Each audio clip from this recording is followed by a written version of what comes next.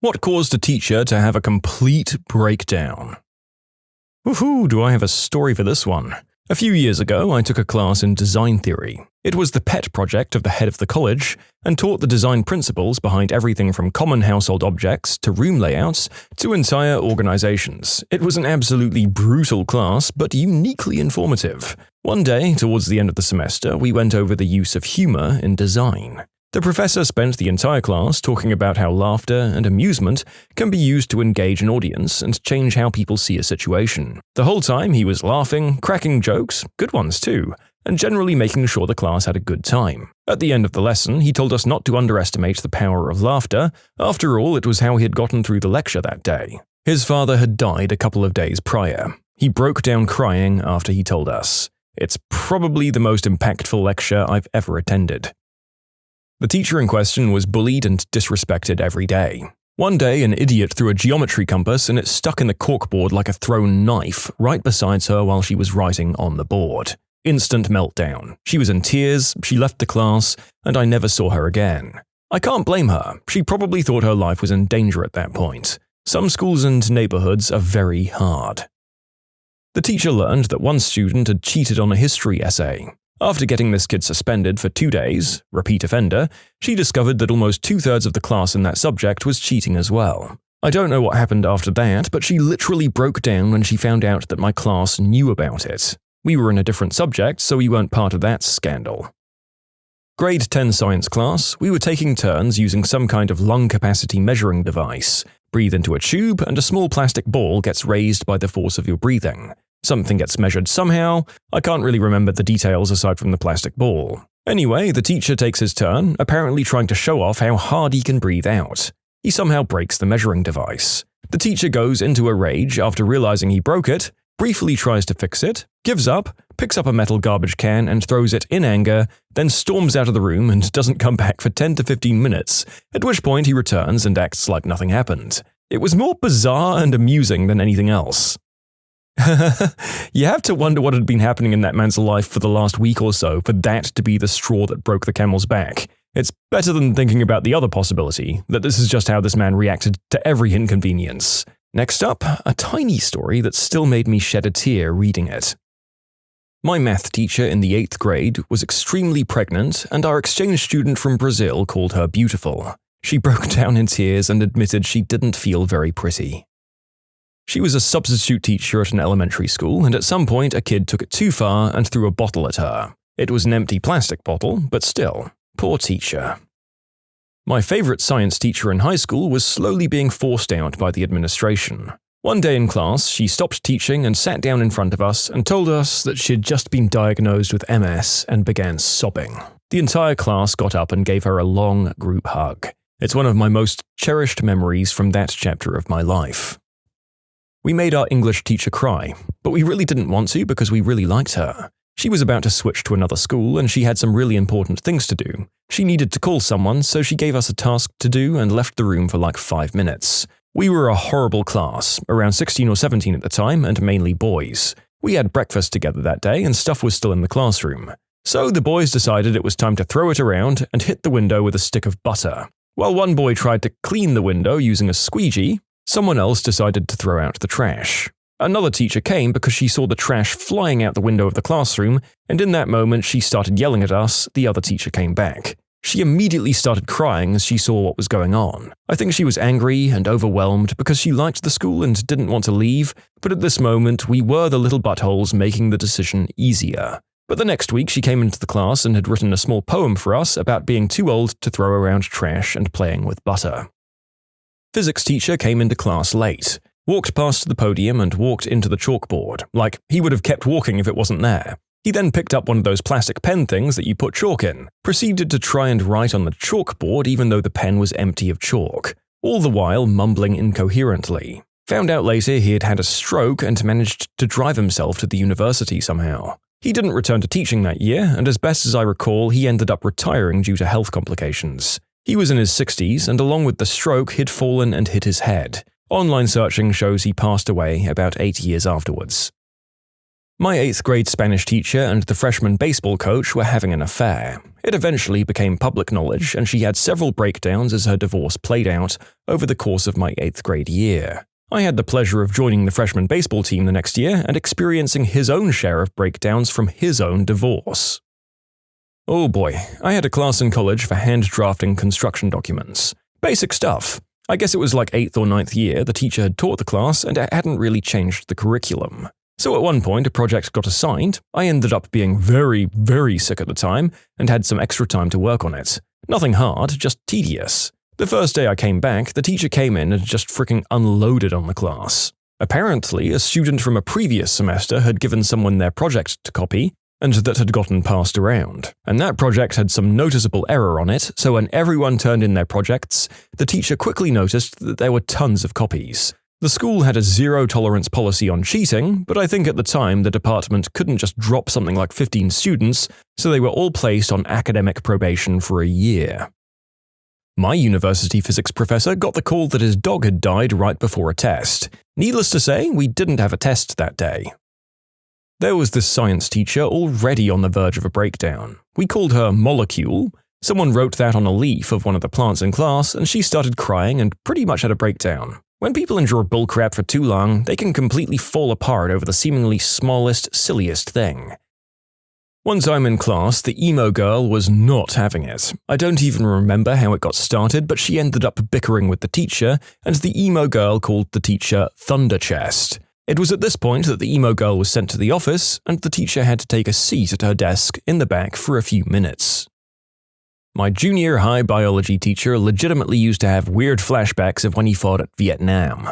That stuff was pretty sad to see. We had a substitute teacher that would make all the students in the class pop open their metal binder rings in unison. Otherwise, the sound of multiple binder rings opening at different times would remind him of artillery sounds. Man, I had a junior high maths teacher like that. I thought it was just a rumor. One day, he was sitting at his desk towards the end of class and he just got this dazed look. Suddenly, he started yelling about weird things and we all got super quiet. There were rumors that he'd thrown things during these episodes before, but I never saw that. The one that sticks out for me is my history teacher, who was a level 10 incompetent at anything. She usually blathered on through class about stupid things. She was always very well put together, dressed well, hair done. It's just there was no substance to her teaching or conversational topics. One day, she started talking about a co-worker she was very close to when she was young. Mind you, she had to be approaching her 60s. The story started out innocent enough where we were all basically ignoring her, and pretty soon it veered off into this terrible reality. Her co-worker had gone home from work and died in a car accident on the way home. This had to have been 30 years ago. She was crying, saying how much she missed her, and how crazy life can be. The way she explained the story was so sad too. They'd made plans the following day, and my teacher was excitedly waiting for that co-worker to come in. I disliked that teacher immensely, but I do feel sorry for her. She stood there crying because her friend was gone. I don't think at 15 I could imagine that sort of loneliness or pain. But now, a good 15 years later, I've had her experiences and I sympathize with her. I mean, yeah, that is inappropriate as all hell. Since it seems like this story is from a while ago, it seems a little wistful to hope that she got therapy, because that truly sad story probably needed to be unpacked somewhere else. My history and government teacher has been to Vietnam, and it's quite known that he was on the front lines. So, in the middle of a lecture, a girl raised her hand and asked, "Have you ever killed someone?" The question caused him to go silent and leave the room for quite a while. Luckily, the girl was ripped a new one by her fellow classmates.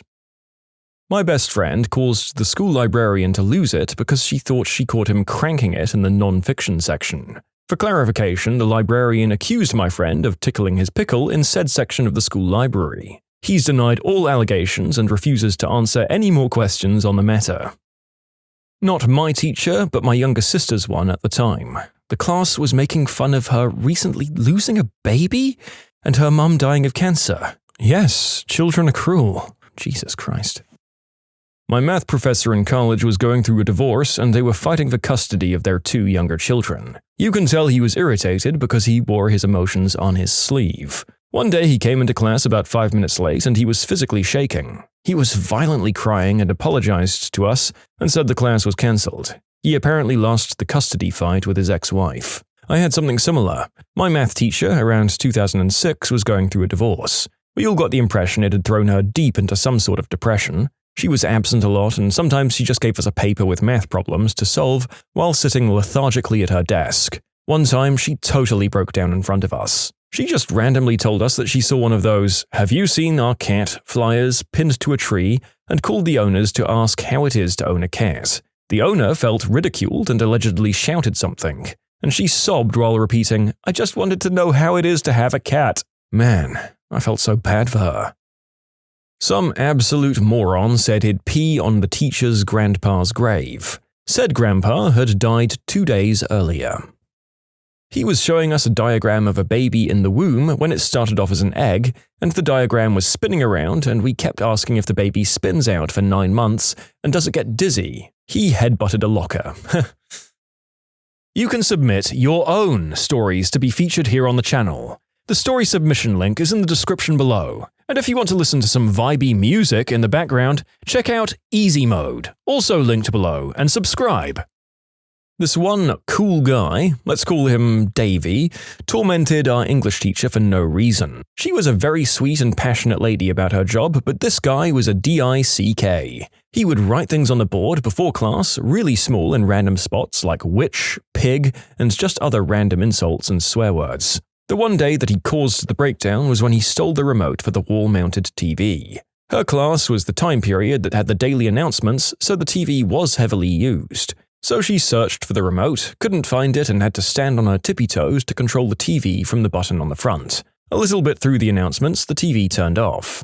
Everyone's reaction was weird, so the teacher got back up to turn the TV on again. A minute or so later, it went off again. Of course, at that point, she starts getting suspicious and jokes, "Okay, is someone playing a prank on me?" No one says anything because nobody knew Davy had the remote. He repeats turning it off 2 more times directly after she turned it back on, and she snapped, "Okay, who has the remote? Who's doing this?" And being immature 9th graders, we all started snickering because that crap was pretty funny. After nobody fessed up, she starts unloading about how she's having a tough time lately and starts spewing out all this info about her personal life, just ranting away. During the middle of her rant, Davy turns the TV on and starts flipping through the channels. The teacher lets out an animalistic yell and bursts into tears. Cue the entire class with shocked Pikachu face. She throws the classroom door open and runs out. She was gone for like 20 minutes and returns with the Junior Reserves Officers Training Corps representative for our school. Literally our hard-as-nails drill sergeant. He was calmly talking to us about how what we were doing as a class was crappy to her,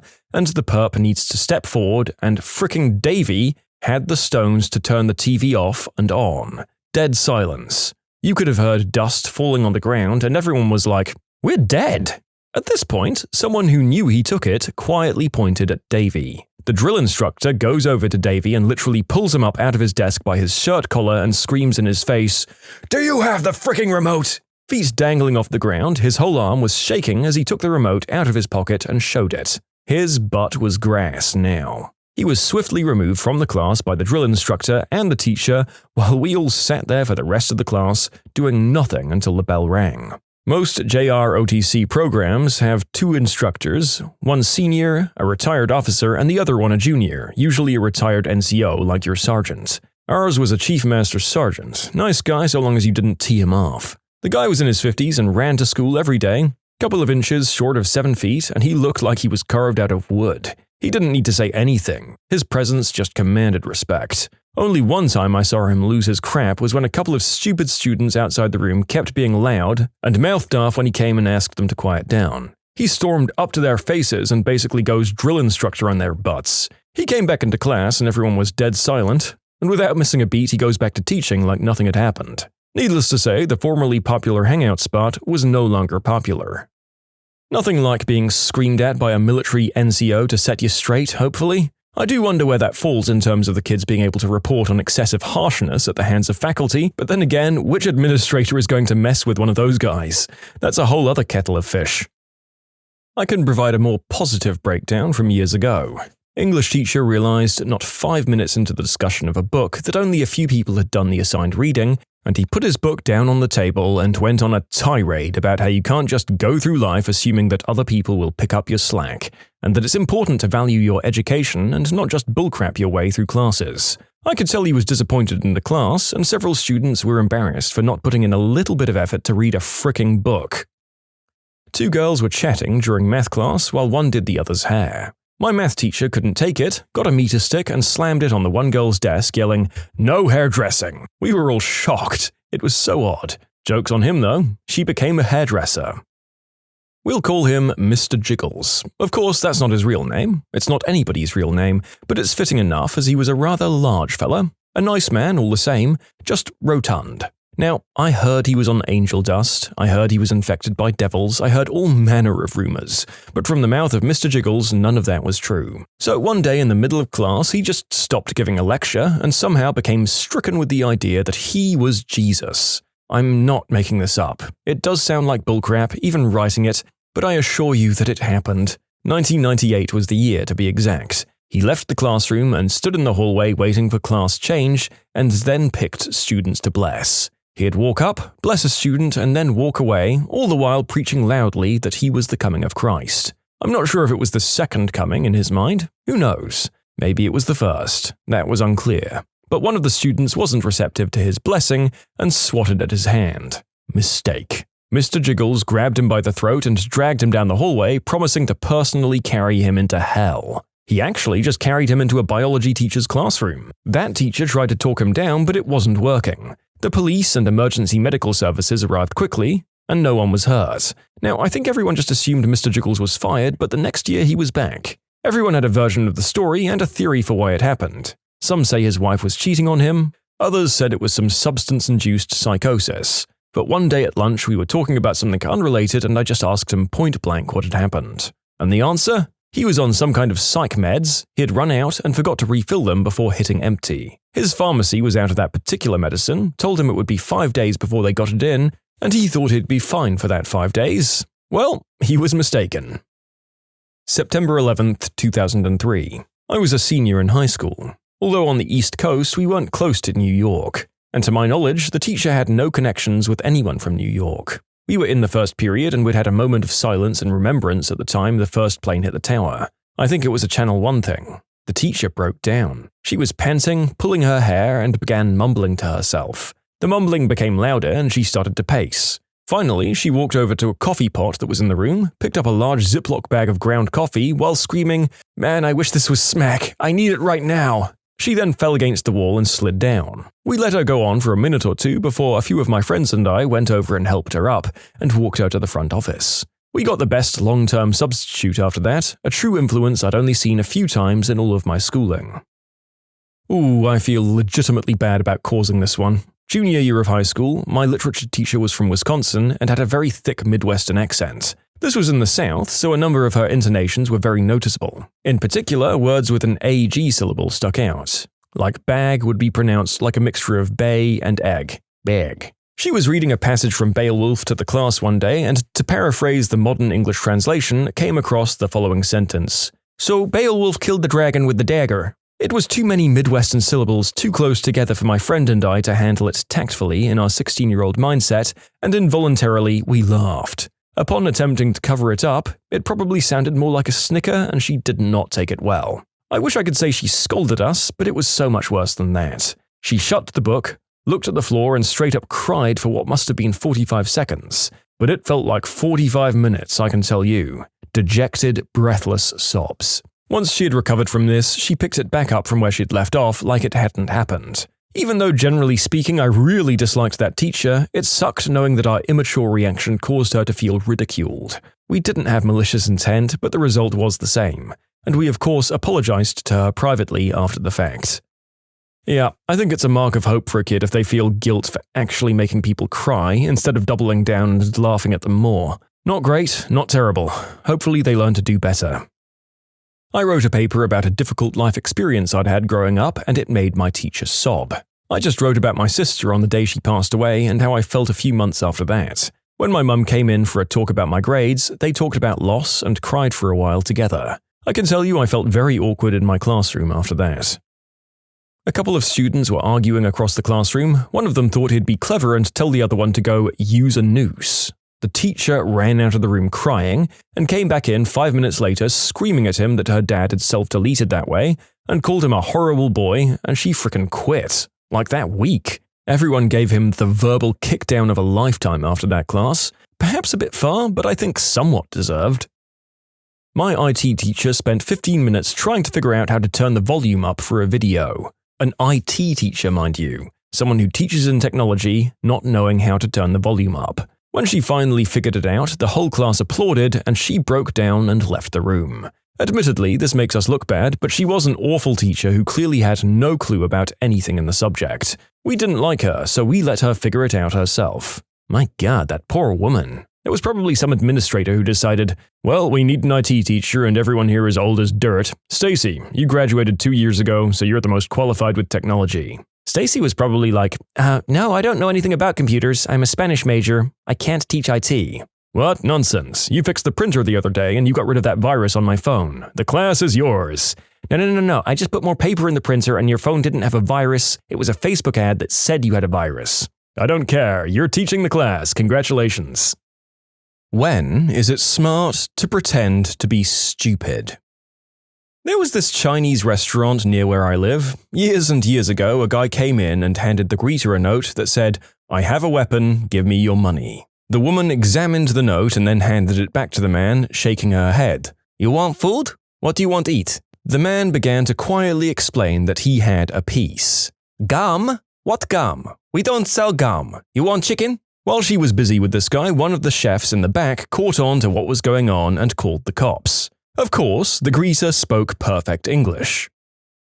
It can be easier to pretend to be dumb if you know a lot about a topic, and someone is trying to give you poor advice on that topic, and you don't really feel like spending the next 30 minutes trying to make them understand the error of their ways. When your family asks you to fix their computer, the first time you do it, every problem they have down the road is going to be on you. My mum has called me from 300 miles away to have me fix some computer issues of hers. I end up having to remotely access her computer with Join Me, and it's a pain. I have to say, click on the orange button. I don't see it. It's right in the middle of the homepage. It says About. Should I click on About? No. We provide a variety of services. No, go back, and have offices in 15 countries, including... Just avoiding telling them you know anything works even better if, like the narrator, you have a brother who knows nearly as much or slightly less about computers, but is a nicer person who isn't a liar like you are. Maybe this tactic can sacrifice him to the parents and save your sanity. I heard a story about a Chinese-Australian kid getting busted for not having a train ticket. When the inspector confronted him, he responded in this very heavy, "What? I no understand," ignorant Asian migrant accent. Eventually, the inspector gives up and just tells him the rules and to have a ticket next time. After the inspector leaves, the kid turns to his mates and says in a perfect Aussie accent, "Frick, I love being Asian." My father had this habit that my mother has constantly reminded me of since he died. No matter how well-versed he was on a subject, he always let the other person do the talking first, then would ask them questions. Not only was he able to learn more, but it naturally made him entertain opinions contrary to his own, making him a much more open and humble person. If the person didn't know what they were talking about, the discussion didn't descend into an argument, they'd just slowly realize they were talking to someone much more informed, based solely on the questions he was asking, which in turn made them a lot more open to receiving an alternate opinion as well. There was this story that Andy Rooney told about a reporter from Stars and Stripes. He said the reporter would act as dumb as a rock when interviewing someone, and the person being interviewed would way over-explain the answers trying to help the reporter understand. The reporter was then able to write stories with greater details and better descriptions. Rooney said one time a pilot was interviewed by this reporter, and after the reporter left, the pilot told Rooney, "That man was so dumb I practically had to explain what an airplane was." Acting dumb is a great tactic when you need someone with a fragile ego to cooperate. When the cops show up at a house party, "Who lives here?" "I don't know." "Who broke this bottle in the street?" "Huh, no idea." "Where are the substances?" "Substances? What substances?" "Who drives the 2005 Camry out front?" "Beats me." I feel like the stupid act can be useful if you intentionally lower someone's expectations of you, then you have more options available to you later, depending on the situation, of course. Slightly related, isn't there an old proverb that's like, it's better to keep your mouth shut and be thought a fool than to open it and remove all doubt? I do this all the time. Mouth breathe, 1,000-yard stare. It really cuts down on people wanting me to do things for them.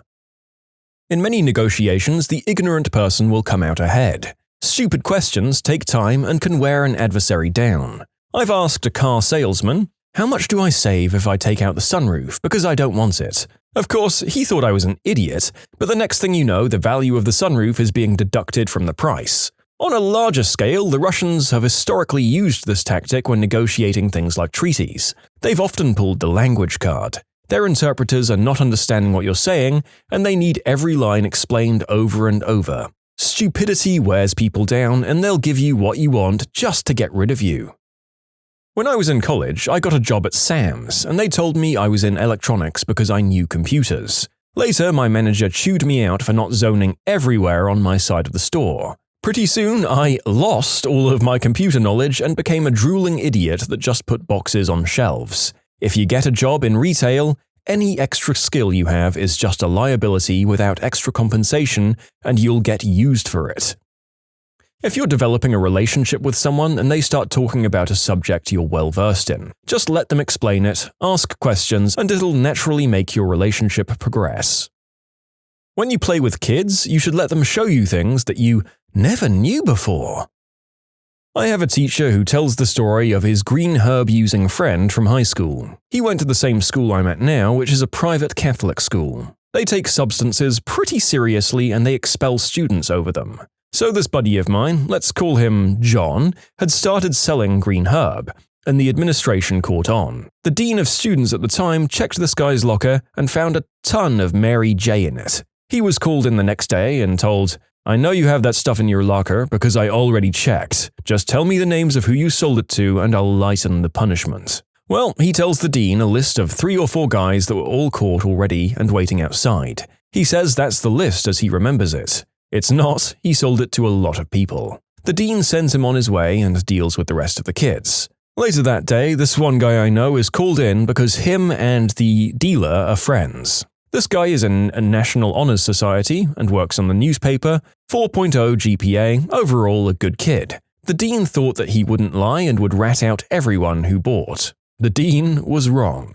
This guy gets to the dean's office, walks in and sits down. The dean says, "Look, I busted John for possession of green herb and I know you have a—" My friend interrupts him. Whoa. John had green herb? Don't do this, Chad. No, you sure you got the right John? I'm sure. I just had no idea. I mean, we've been friends for years and he's never shown any interest in that stuff. Come on, Chad. No, can I just talk to him about this? I'm sure it's a misunderstanding. Chad, get the frick out of my office. So the moral of the story is to always deny or feign ignorance. It's a tactic that has worked for the narrator on many occasions. Living in a foreign land has gotten me out of trouble a number of times because I'm just a dumb foreigner. Then I listen to them talking about how dumb I am in my second language, and they move on. I thank my lucky stars and wipe off the cold sweat. When talking to people who like to argue just for the sake of it, no matter how well-versed your views are, they'll find some stupid ways to crap all over them. Just shut up, pretend you don't know anything, and take the wind out of their sails. When your former employer is getting audited by the IRS and you're just a cashier at the car wash, copy Skylar White and play the dumb bimbo or medicated loser. Jury duty. They sent me home after asking me some questions. They asked me if I knew what something meant, and I stayed quiet for a couple of minutes until they explained it like I was 5, and I still told them I didn't understand. It's nearly always best to play dumb. I've come to find if you act like you don't know, most people will tell you what they know. If you do this long enough, you should acquire all the world's info. Seriously though, play dumb until you can't anymore, and if you're ever called on it, I usually just keep playing dumb and saying something like, "Oh, well, I wasn't sure if that was actually right or not. Now we know." When someone is obviously trying to exploit you, there's nothing more fun than pretending to be computer illiterate when you get one of those fake tech support calls. You know the ones, heavy Indian accent claiming to be from Microsoft, and see how long you can keep them on the line before they hang up. 1975 Cambodia. They executed anyone seen as being too intelligent. Anything IT related unless it's your job. I was the unofficial IT for my department until a woman brought in her laptop from home and left it on my desk to fix. I told her that was very inappropriate and that I can't take the liability of fixing her home computer. She slammed the door and cursed me out, and it was the only time I've yelled at a coworker, "You will never slam a door on me again." She said, "Get the frick back to your office and sit down. You will never curse at me again, and by God you'd better start acting your age at work, or at least act my age," I said as a 27-year-old reading the riot act to this 55-year-old woman. Our boss apologized on her behalf, but the woman didn't get reprimanded at all, and eventually I left for another project. Now I just pretend to be dumb. But magically, the printer and scanner and shared files and secure file transfers always work for me, so I think my coworkers are catching on. In eastern Ukraine, a friend and I got stopped by some thug on the street who was threatening us and implying that he was going to take our money. We pretended to not know Ukrainian. It ended up going fine. So I guess in that moment it was smart to pretend to be stupid. Similar thing happened to me on the streets of DC. Some guys came up to me and asked for my money and cell phone, but I'd just gotten out of a loud concert so I couldn't hear them at first. I just nodded and laughed and kept walking. They followed for a moment, but then I got to an area with more people and they melted away. People underestimate you, then you plan your moves without them even knowing that you could. When meeting your girlfriend's parents and play What's a Potato? When you're trying to catch someone in a lie. When you know all of the details but you just want to see them weave a tapestry of bullcrap. You can submit your own stories to be featured here on the channel. The story submission link is in the description below. And if you want to listen to some vibey music in the background, check out easymode, also linked below, and subscribe. In a deposition, the less you say, the better. Also, I don't know and I don't remember are perfectly acceptable answers. You can play dumb in basic training for the armed forces. It saves you trouble, but it also saves you promotions. When you regularly find yourself in situations where you have to interact with stupid people for long stretches of time. I interact with uneducated blue-collar men in their 50s and 60s every day. Being too smart around them is a surefire way to marginalize yourself. When someone says, "I'm gonna shoot you if you're smart." When appearing too smart would trigger or offend people who you don't want to trigger or offend. It can be a friend or a cop pulling you over. When you're in a bar with a bunch of drunk, violent rednecks. I'm a recent graduate with a science degree and I'm applying for lots of jobs. I have my professional CV for career jobs, and then I have my slightly crappier, shorter CV for applying to dead-end jobs. My logic is that a company doesn't want to employ a recent science graduate in a customer service role if they know the employee will jump ship as soon as a career opportunity comes along, so I dumb myself down. Damn, the narrator wishes he'd made this move 2 years ago, was desperate and looking for literally anything, even minimum wage retail. Got no callbacks. But yeah, they'd probably wonder why someone with all of my adult job experience wouldn't leave them for something better as soon as the opportunity presented itself. And they'd be right. Play dumb when questioned by the Inquisition. Play dumb when you're a prisoner of war. See Doug Hegdahl. When you find a coworker's mistake at work, if you tell them that it's wrong, people automatically get defensive. If you say you don't understand why they did something the way they did, they'll find the mistake themselves. Also, if there's no mistake, it won't blow up in your face. Presumably, when you're arguing with a person who doesn't know much about the subject but just tries to look clever. Pretend to be dumb and ask them questions, from simpler to more difficult ones, and they'll eventually show their lack of knowledge, which you can exploit. That's what I heard works, at least some ancient Greek philosopher used this, I think. However, I'm too stupid to use it myself. When you happen upon a hostage situation, if you pretend to be mentally challenged, it's possible you'll be able to catch the dude off guard. Any time where you won't be paid for it, but you'll be expected to keep doing it once you show that you can. As a woman, I completely pretend to know nothing about technology or money when a salesman comes to the door. Sadly, my husband takes care of that and is out of town for a month is an easier way to get rid of them than I don't want it. When you encounter a know-it-all neckbeard kind of person, it's more entertaining to play dumb and listen to their wealth of knowledge, even if you know they're full of crap. It isn't worth starting an argument or hurting feelings, most of the time. Basic training. When the drill instructor says, "Anyone got a driver's license?" and all these hands go up, perfect. You, and you. Clean the johns. If you hear, "Does anyone have?" it's a trap. Be as stupid as possible and keep your mouth shut. Maybe not stupid, but ignorant. When my mum or fiancé shows me some video or asks me about something I've seen or already read about, it's usually better just to play along. Literally all the time, showing any capability at anything other than what's required of you is a great way to be exploited. I love when hard work is rewarded with more work. Everything's done. Go home early? Nope. Get an extra break? Nope. Extra pay? Don't be stupid. Promotion? Nope, you're too good at this work and we can't afford to lose that. Stay exactly where you are and have another shoveling of this lovely, delicious work. Maybe we'll fire someone to save some money and get you to do their job as well. Group work if you know exactly how to do everything that the group needs to do.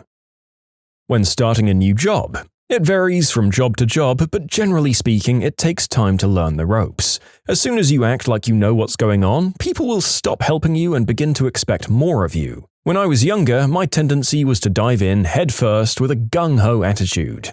"Oh, let me do it, I can handle it." I'm a bit more reserved these days. Unless I know that I can knock it out of the park, I don't step up. When salespeople come to the door or phone you, "Oh, I'm so sorry, my husband deals with all of this kind of thing. I don't understand. It's all so confusing. I don't have a husband." When negotiating for something. When the judge asks you why you stole all of the money. When someone wants help with their assignment and you know the right answers. When Pol Pot starts asking questions. You'd also do well to have good eyesight. If you pretend to be an idiot or ignorant, you can sometimes change the direction of the situation. For example, if a guy tells you to give him your money, say, "Sure." Take out your wallet, hand him a few bucks, and tell him "God bless," and then just walk away. When going through TSA in an airport.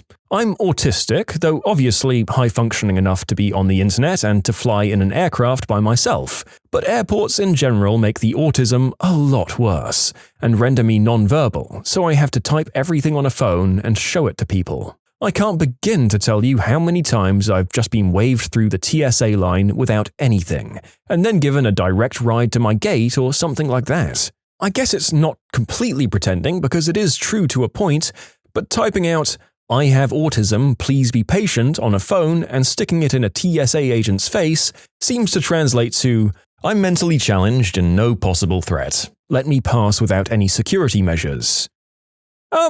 So the narrator was of two minds about putting this piece of advice on the internet, but it is interesting and it does pertain to the topic, so any potential villains, please don't do this. Thank you.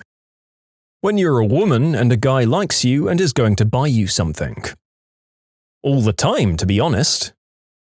Any hearsay or opinions or money matters between multiple family members. Play dumb and walk away. In prison or among criminals. Not a good idea to stand out being seen as overly intellectual. When you want someone to think they're smarter than you. I shamelessly played dumb as a white girl who found myself in a redneck bar. When the locals started getting rowdy and saying stupid crap, I got the frick out as quickly, gracefully, and low-key as I could before I outed myself as having a brain. When some wise guy from Jersey asks you what you saw as he lets you out of the trunk. George W. Bush did it for 8 years and became president off that facade. Pretty darn smart of him because it worked. People think he's legitimately stupid. When your country's despot leader is hunting down intellectuals. When you work for a government entity, being proactive here just gets you in trouble. Whenever traveling overseas and you get into trouble. As an American, I often played the "I'm an ignorant American, I didn't know I needed a ticket to ride the train." I got out of so many fines this way. Don't judge me, I was in school and I had very little money. When third world police are trying to shake you down for no reason. When you got caught doing something you're not supposed to, it's easier to say, sorry, I didn't know, than, I knew it was wrong, but I did it anyway. When smart people are getting purged. I act stupid by default. No point in showing your cards, right? People expect less of you. They aren't intimidated by you, and therefore they can feel more open with you. At a poker table, I sat down being the only female in the room and pretended not to know a few things. It was digital poker where you play and bet against others, but the dealer is just the computer. Asked, how do I see my cards? You had to cup your hands over them on the table, and had trouble setting up the login. Everyone saw me as easy prey. I made $550 that day. Your first day in prison. Mouth shut, ears, eyes wide open. It's almost always smart to pretend to be stupid. Smart people are almost universally detested. If you really are smart, you don't want to let the other monkeys catch wind of it until you have an escape plan. When a cute girl asks about your educational background. My husband knows how to fix the cars, so I see no point in me retaining that knowledge. I know the basics in case something happens and I'm alone, but I'll never let him know that, and I'll never want to take a lesson from him again. When you're being interrogated by the police, until you're represented by a lawyer, say nothing. Remain completely mute and ignorant of any information they try to pry out of you, save your name and the desire for representation. When you realize you're by far the smartest in a group of people. When the IRS audits your tax return and asks if you realized that the deductions you listed were not legitimate. Counting cards in a casino. When a child tells you all about something you already know. Be engaged, show them that you're listening, encourage them when they falter. Plus, sometimes it's just refreshing to see things with a child's eyes. If you can't make time then and there, always be willing to revisit. When your joke about not knowing what a potato is goes wrong. When someone makes an overtly racist, sexist, or homophobic joke or comment, act like you just don't get it and get them to explain it over and over, highlighting their own bigotry and stupidity. When you're locked in a room with 5 other people and the last one alive that solves a puzzle gets to go free. You want everyone to want you to be the last one they have to go up against to live. What's the most stupid rule you've been expected to abide by? In my sophomore year of high school, our old principal got a promotion to the district office. He was replaced by someone who had literally just moved to the area and knew next to nothing of the well-established culture of our small town. After a few weeks, he noticed a problem around the campus. He saw many people wearing purple and gold in copious amounts and in ridiculous ways every Friday, and he was sure it had to be related to gang involvement. Rather than ask anyone about it, he called an emergency assembly in which he lectured us about the seriousness of the issue. He informed us that from that point on, if anyone were to wear either of these colors at school, they'd be put in detention for the remainder of the day, and their parent or guardian would have to come and pick them up. People laughed and rebelled, wearing more purple and gold on more days, and the detention room was overflowing almost every day. 2 months later, he found out that purple and gold were our school colors. People were dressing up like that on Fridays to show support and pride for whatever sports team had a game that day, as was the tradition of our town for the past 60 years. To show how stupid he felt, he called another emergency assembly to apologize, to which he wore a purple and gold clown suit and a dunce cap. In 5th grade, my friend and I were walking through the mostly empty school to get to our bus at the end of the day. A teacher was walking in the opposite direction towards us and yelled at us to walk in a line. So we made a line, just the 2 of us, and walked like that to our bus. I went to a semi-boarding high school, about 10% of the students boarded, and new dorms were constructed while I was there. We had a big meeting and the principal said, "No mixed dorm rooms, we don't want anyone doing the deed." That's a bit paraphrased. One of the students stood up and said, "What about the gay kids? They get to do it." So for about a month, the rule was no students of the opposite or same gender in your dorm room with the exception of your roommates. Honestly, given how conservative a lot of boarding schools are, I'm surprised that it actually affected the policy rather than them just brushing off the question. Now, I'm curious, are there hyper-liberal boarding schools? What does that even look like? I'm an EMS helicopter pilot. I fly with night vision goggles. Problem: the Federal Air Association rules for using night vision goggles state that the aircraft must also be equipped with a working radar altimeter. So if I'm flying over the Sierra Nevada mountains on a pitch-black night and the radar altimeter fails, legally I have to take the night vision goggles off. Elementary school in Canada. We were not allowed to form circles. During recess and such, as you get older, you kind of get into that whole, "Oh, look at me, I'm getting older and cooler and I just stand around and talk with people instead of messing around in the snow," kind of thing. And apparently us forming circles was a safety hazard because supervising teachers couldn't see anything going on in the middle of the circle. I mean, God forbid, what if we were making a circle inside that circle? I once took a part-time job from a temp agency at Toys R Us distribution warehouse, where my job was to cut open boxes, place them on a pallet and put the pallet in the bottom of the stacks, which are large shelves. We were all just extra people they needed for the extra Christmas workload.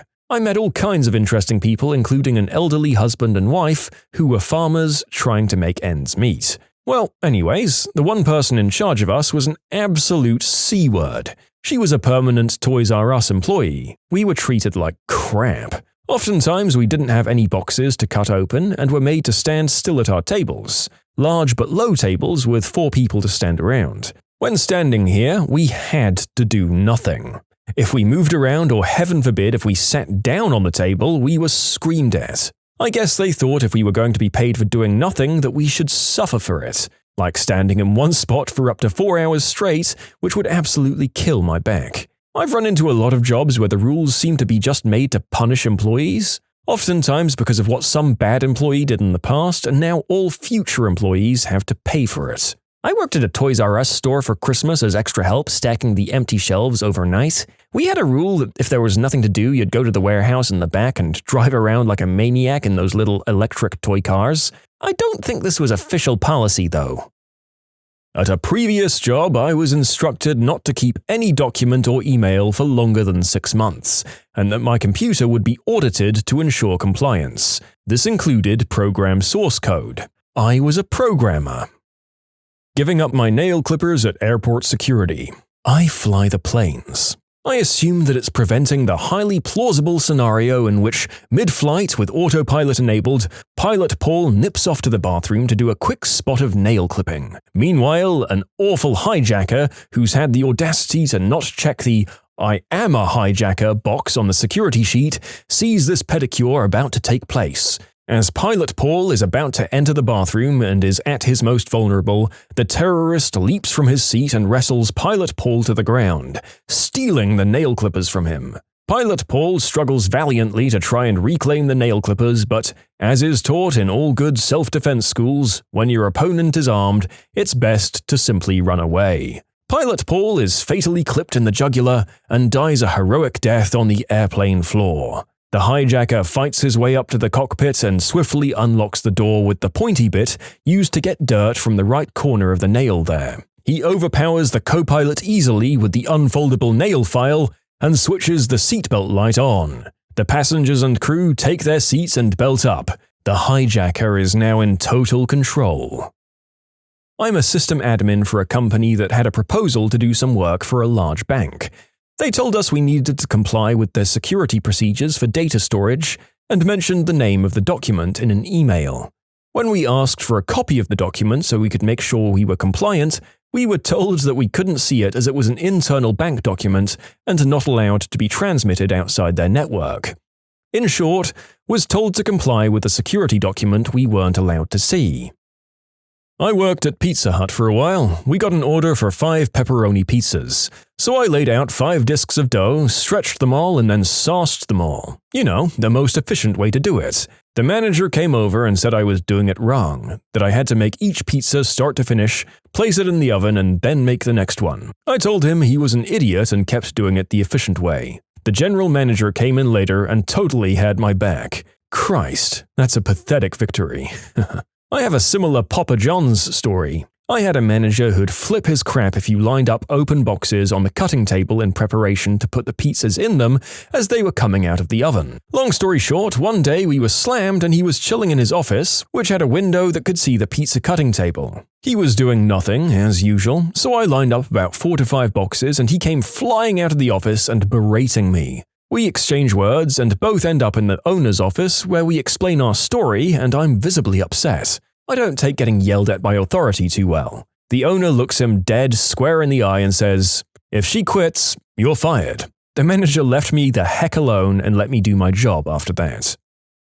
I worked in daycare. We had classroom ratios. Say, one teacher must be in the room for every 5 children there. My new boss wanted us to call her when we needed to go to the bathroom and wait for her to come over and cover us for the time it took us to go pee. Okay, so this doesn't sound so bad, except we'd call her and she'd tell us to hold it, or she'd say that she was busy with something and she'd be there in a second.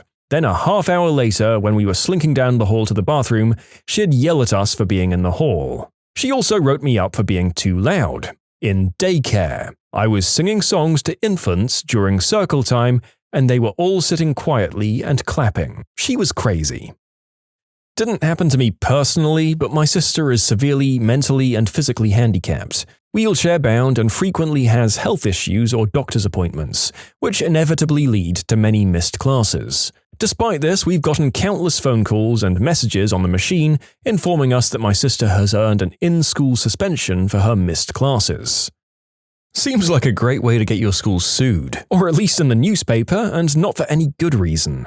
My lord, what a merciless bunch of disillusioned teachers must have been in charge there.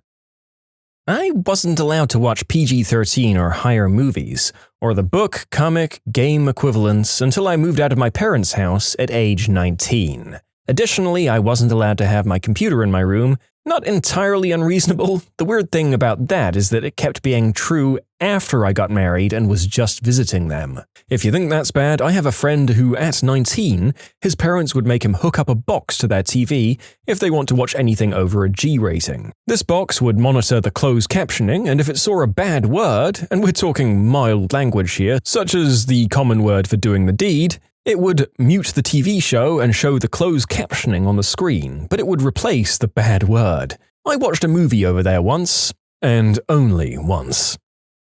Not me, but I went to high school with a guy who had very overprotective, stereotypical Asian parents. He then went to college a 5-hour drive away from his folks and lived at college. So when he was away for all his parents knew, he could have been doing light snow and going to adult clubs 5 nights a week. But when he came home for holidays, he had to be in before it got dark out, even when he was over 21. When Batman Begins came out, his parents only let him go to see it with me and some friends because we lied to him for his own good, and I said my mom was driving us to the theater. We were all over 21 at this point. In short, friends' parents made him be home before it got dark every night, and only let him go to see a movie when he was 21 because they thought my mom was going with us. You can submit your own stories to be featured here on the channel. The story submission link is in the description below. And if you want to listen to some vibey music in the background, check out easymode, also linked below, and subscribe. In schools, if someone tries to fight you and you don't want to, you can't even defend yourself. The rule is if you throw a punch or perform any kind of violent act, you've consented to the fight. Are you a 140-pound freshman about to be killed by a senior? Did you hit them once in self-defense but got sent to the hospital? Well, guess what, kiddo? You've got 5 days out of school suspension. And we also have in our rulebook the penalties for setting off a bomb. Is that necessary? I worked at a zoo and we weren't allowed to use the word evolution. In high school, I left campus after class and got some ice cream. I came back 20 minutes later to meet with my teacher for help on calculus. When I walked into campus, I was stopped by one of the ladies on yard duty who informed me that I'm not allowed to come back on campus after leaving. I explained to her that I was coming back for tutoring, but she didn't care. Long story short, she took me to the admin office and turned me in. They gave her weird looks and told her what I was doing was completely fine. I had to wear an aerial harness to climb a 6-foot ladder. When I was in primary school, about 7 or so, I remember that we weren't permitted to eat Mother Nature lunch bars because they promoted paganism. I ate them every day. Back in high school, our then Dean of Students, a woman who literally carried around a ruler to see if girls' skirts were too short, tried to bring about a rule where girls had to have sleeved dresses at school dances. That rule didn't last long, as in before the next school dance. One of the female teachers, a 35-year-old, told her that after spending the weekend going to different stores, there was not a single sleeved dress that either she or a 16-year-old would want to buy. Half the school would have been in detention if they hadn't taken out that rule. As a guy, I would have deeply considered purchasing and wearing a sleeveless dress to the dance, before chickening out and not going at all. The company I used to work at told us that our emails didn't work externally, and that we could only email each other. It was total rubbish and everyone knew it. We could email our friends and families at any time, but we had to pretend like nobody actually knew. That's 200 people in the office hiding a secret because the IT guys weren't actually IT guys and had no idea how to set up an internal messaging system. Oh, those IT guys knew. They also thought it was a dumb rule and just let email through rather than block it and have to listen to people complain. At a private school I went to, it was mandatory for all boys to wear ties on Wednesdays. If you didn't wear one, you were sent home to get one. Well, one day I forgot. Luckily, I was blessed with the ingenuity of MacGyver that day and made a tie out of a long piece of paper towel. It worked for a couple of hours until some absolute jerks in my class pointed it out. Apparently, paper is not an acceptable material for ties. I was sent home. I once worked at a Chinese restaurant where if you forgot to put the rice on the table's order, white or brown rice, which were free, the owner expected you to buy the entire table's meal out of your paycheck. It happened to me once in the 6 months I was there, and they told me to pay the $50 tab for the table. I told them that if they enforced that rule, I'd walk out in the middle of service. They didn't enforce the rule.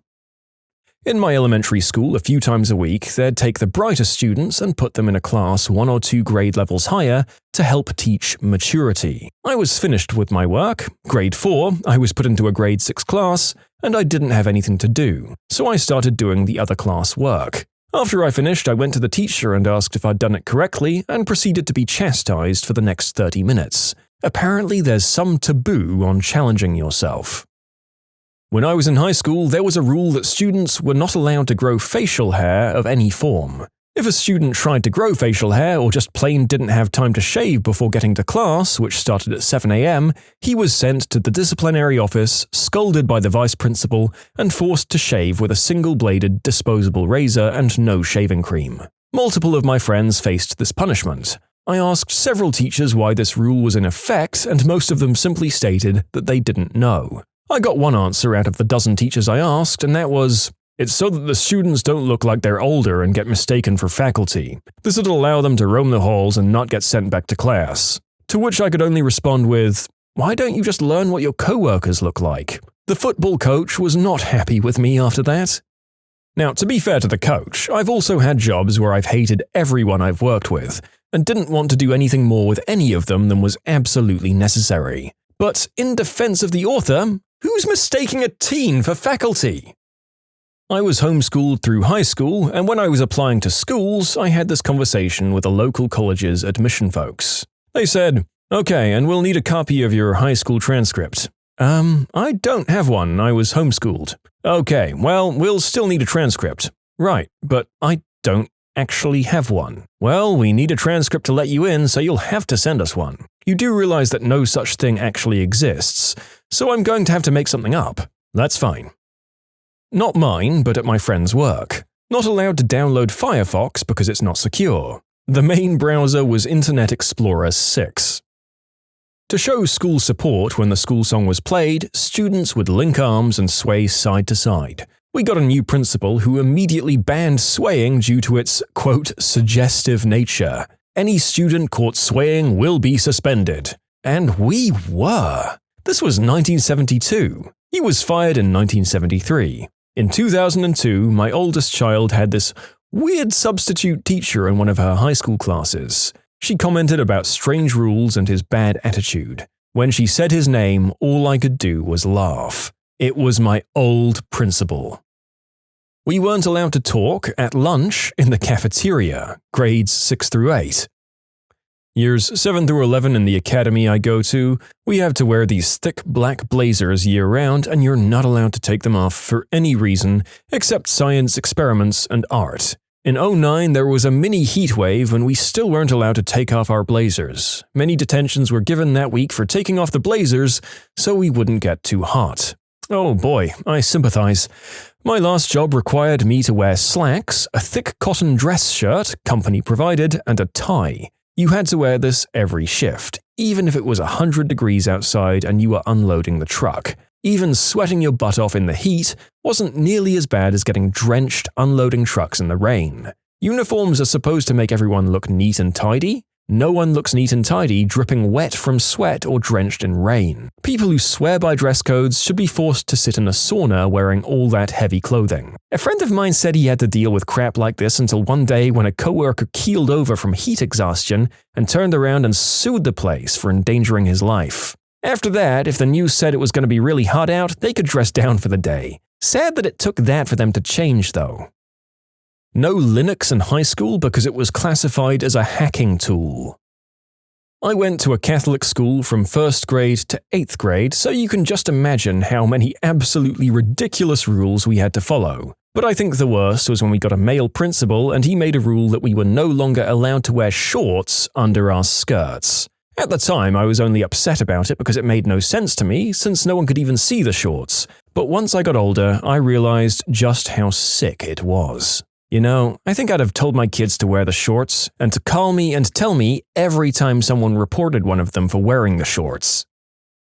I was on vacation with my girlfriend at the time, and her dad had a no peeing standing up rule. Literally, I wasn't allowed to pee standing up in his house. He said this to me at the beginning of the vacation, and I thought he meant to make sure that the toilet seat was down after I used it, since he only had daughters and wanted to protect them or something. So one time when I was peeing standing up as any man would, my girlfriend's mum says from outside the door that she can hear someone peeing while standing up. Still taking this as a joke, I admitted that it was me. I then got a 30-minute lecture on how I should obey his rules and not do that.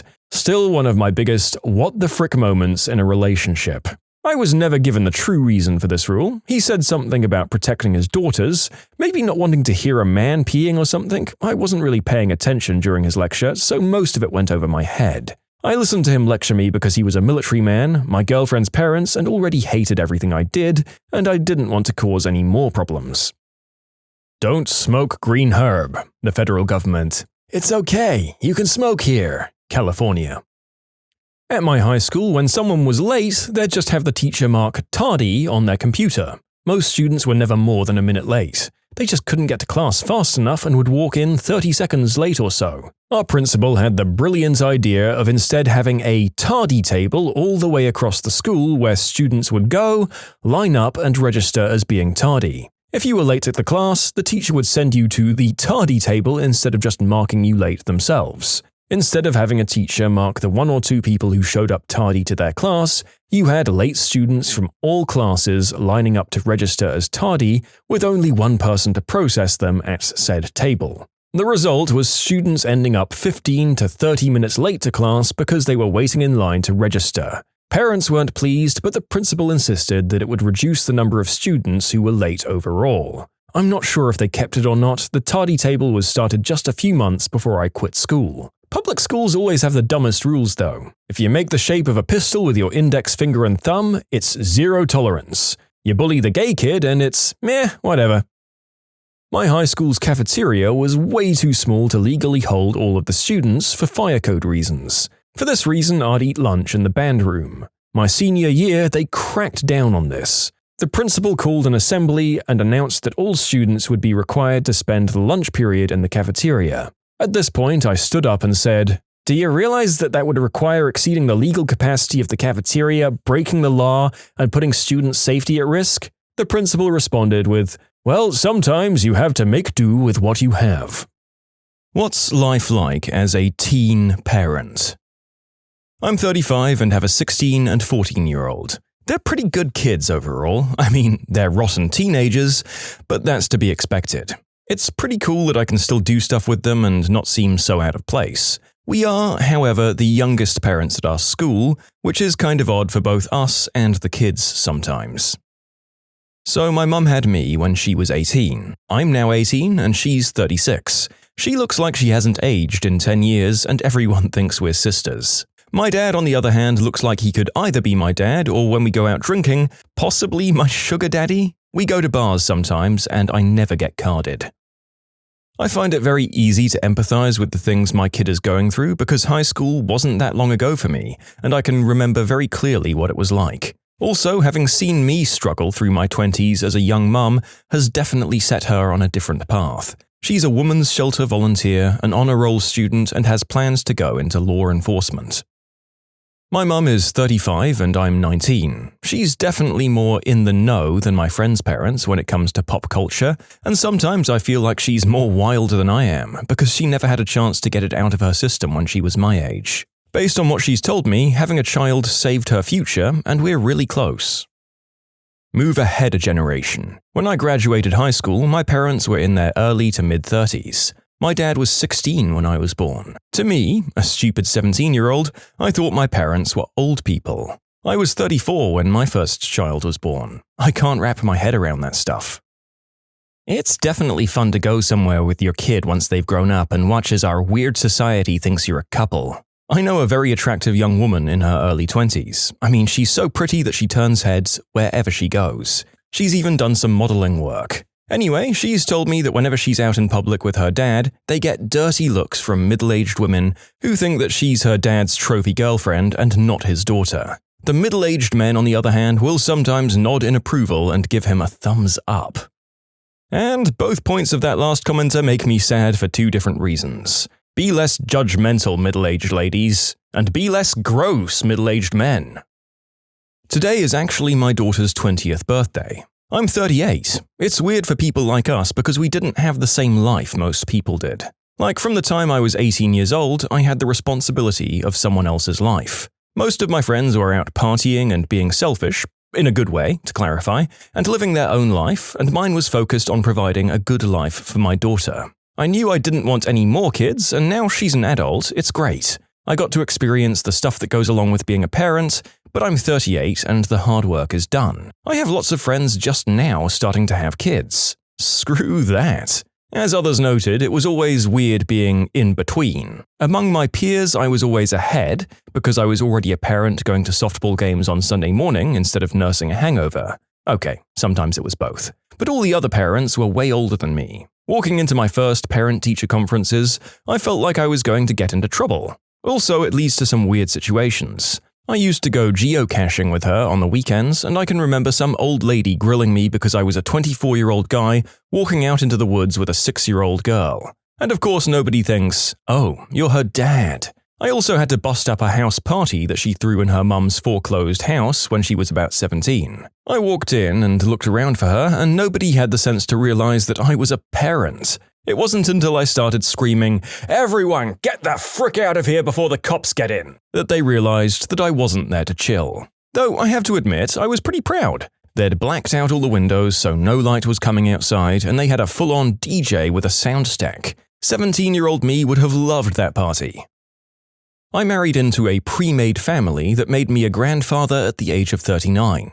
My wife's oldest child had a child as a teenager herself. By my mid-40s, I had 4 grandchildren. Personally, I didn't like being a parent, I didn't feel like I was good at it, and didn't find any satisfaction or enjoyment there. So the teen years were difficult. My 2 oldest had significant behavioral issues, and my oldest has spent years in prison a couple of times for different substance trafficking, and many more years in juvie for other crimes. Theft and malicious mischief kind of things. However, I love being a grandparent. It's been a complete paradigm shift for me. I don't really know why, but I enjoy spending time with my grandkids, and I offer to babysit fairly often. And I feel like I'm young enough now to really enjoy the kids without being the old man. I make enough money now to spoil them, have plenty of vacation time to go to the zoo or Disneyland or pretty much whatever I want.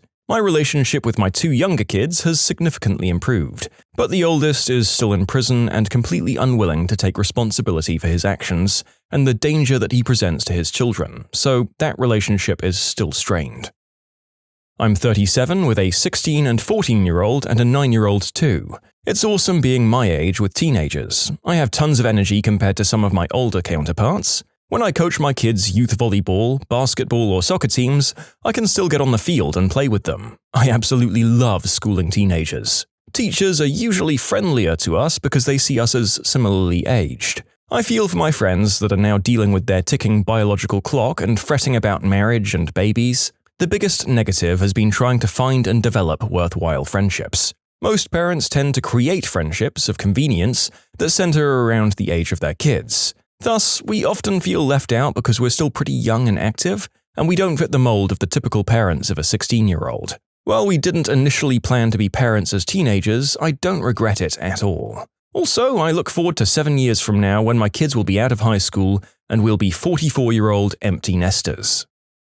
A few years ago, when my great-grandmother was still alive, we were able to get a photo with 5 generations of women and baby women in it. Each had a kid before 18. It's pretty sweet, actually. My son is 14 and he's almost 3 inches taller than me now, and I'm the cool mum to all of his friends. He's a really good kid and involved in anything and everything he puts his mind to. I often feel like it's the payback for enduring the amount of crap society threw my way when I got pregnant with him in high school. Teachers wanting me to drop out, principal not wanting me to walk with my class, because apparently it would look bad for the morale. Screw your morale, I graduated high school and college with honors. My son knows my history and knows what he needs to keep it from repeating. He is, though, above all, my son. He knows that too. Yeah, man, frick the school system. When I was pregnant, I was trying to move my class schedule around and the guidance counselor said, well, it's not like you're going to graduate anyways. I graduated with the 2nd highest marks in my class. I am the teen baby. I can honestly say that my mum is the best woman I have ever or will ever meet. I'm 18 now and had a wonderful childhood. She worked her butt off for me and gave me everything I ever wanted. I know this didn't really answer the question, I just had to give a shout out to my mum. Honestly, so far the accounts have all been weighted a lot more towards the positive than the narrator was expecting. It's actually kind of inspiring that so many young parents seem to be able to come through for their kids in the face of societal expectations and support healthy, functional families. I'm sure that there are other cases too, just like older people with kids. We might hear from some more of the negative cases soon. Not yet 30, but my husband is. I'm 27. We had our first child when I was 16 and he was 18. He's 11 and has that preteen thing going on. We've been married 11 years and have a 10, 7, and 2-year-old as well. It's definitely weird sometimes because most of our friends are running around with 1 or maybe 2 toddlers, and our oldest daughter is already wearing a training bra. Some cool things, though, are that we're still young and still cool to her in some ways. We like video games and modern music. However, if I even remotely dance or hint at dancing, I get the, "Oh my god, Mum, you're so old, that's so embarrassing" thing. She occasionally tells us how old and decrepit we are, her words, not mine, but she also tells us how old her friends' parents are in ways like, "So-and-so's parents are so old, like 45, and old like Nana." I'm 59, my daughter is 42, and has a 21-year-old daughter who has a little boy who's 2, making me a great-grandmother for frick's sake. Unbelievable. This early motherhood string is unique in my family going back to the mid-18th century, so we're not living in a van down by the river or anything. I'm a professional person, as are both of my children. Having a child at 17 isn't optimal, but it worked out for me. I delayed going back to school till my children were in high school. That was my choice, and it won't be right for everyone. The very best thing about having children young is youth itself. Not only was I young enough to play and run and crawl around the floor, my son was born when I was 21, and wake up the next day to do it again all over, I was 37 when I became a grandmother. I was young enough then to have more fun with my grandchildren than many people are, and I took full advantage of the opportunity. This new one, the 2-year-old, pushes my endurance envelope in ways the previous 2 generations didn't. Would I change any of it if I could go back to when I was 16 and not pregnant? Not if it meant missing having these specific people in my life. It's tough though. It's not all Sesame Street and applesauce, but the good parts are breathtaking. I've lived to love 7 descendants and each one is unique and irreplaceable. Sometimes I forget how full and crazy and happy and loud and joyous my life has been so far until I explain it to someone else, so thanks for listening. I am the product of a teenage mum. I could have gone the same way since it seemed to be a pattern on my mum's side, but given my upbringing, I knew what I didn't want. My mum and stepdad and that whole situation pretty much showed me what not to do. as it did with at least one of my two sisters. The jury is still out on the littlest sister. So far so good though. That said, I was still young when I had my oldest. I was almost 23. I'd married my high school sweetheart and we just felt that kids were naturally the next step. I don't really mind that I have kids a bit older than my friends' kids.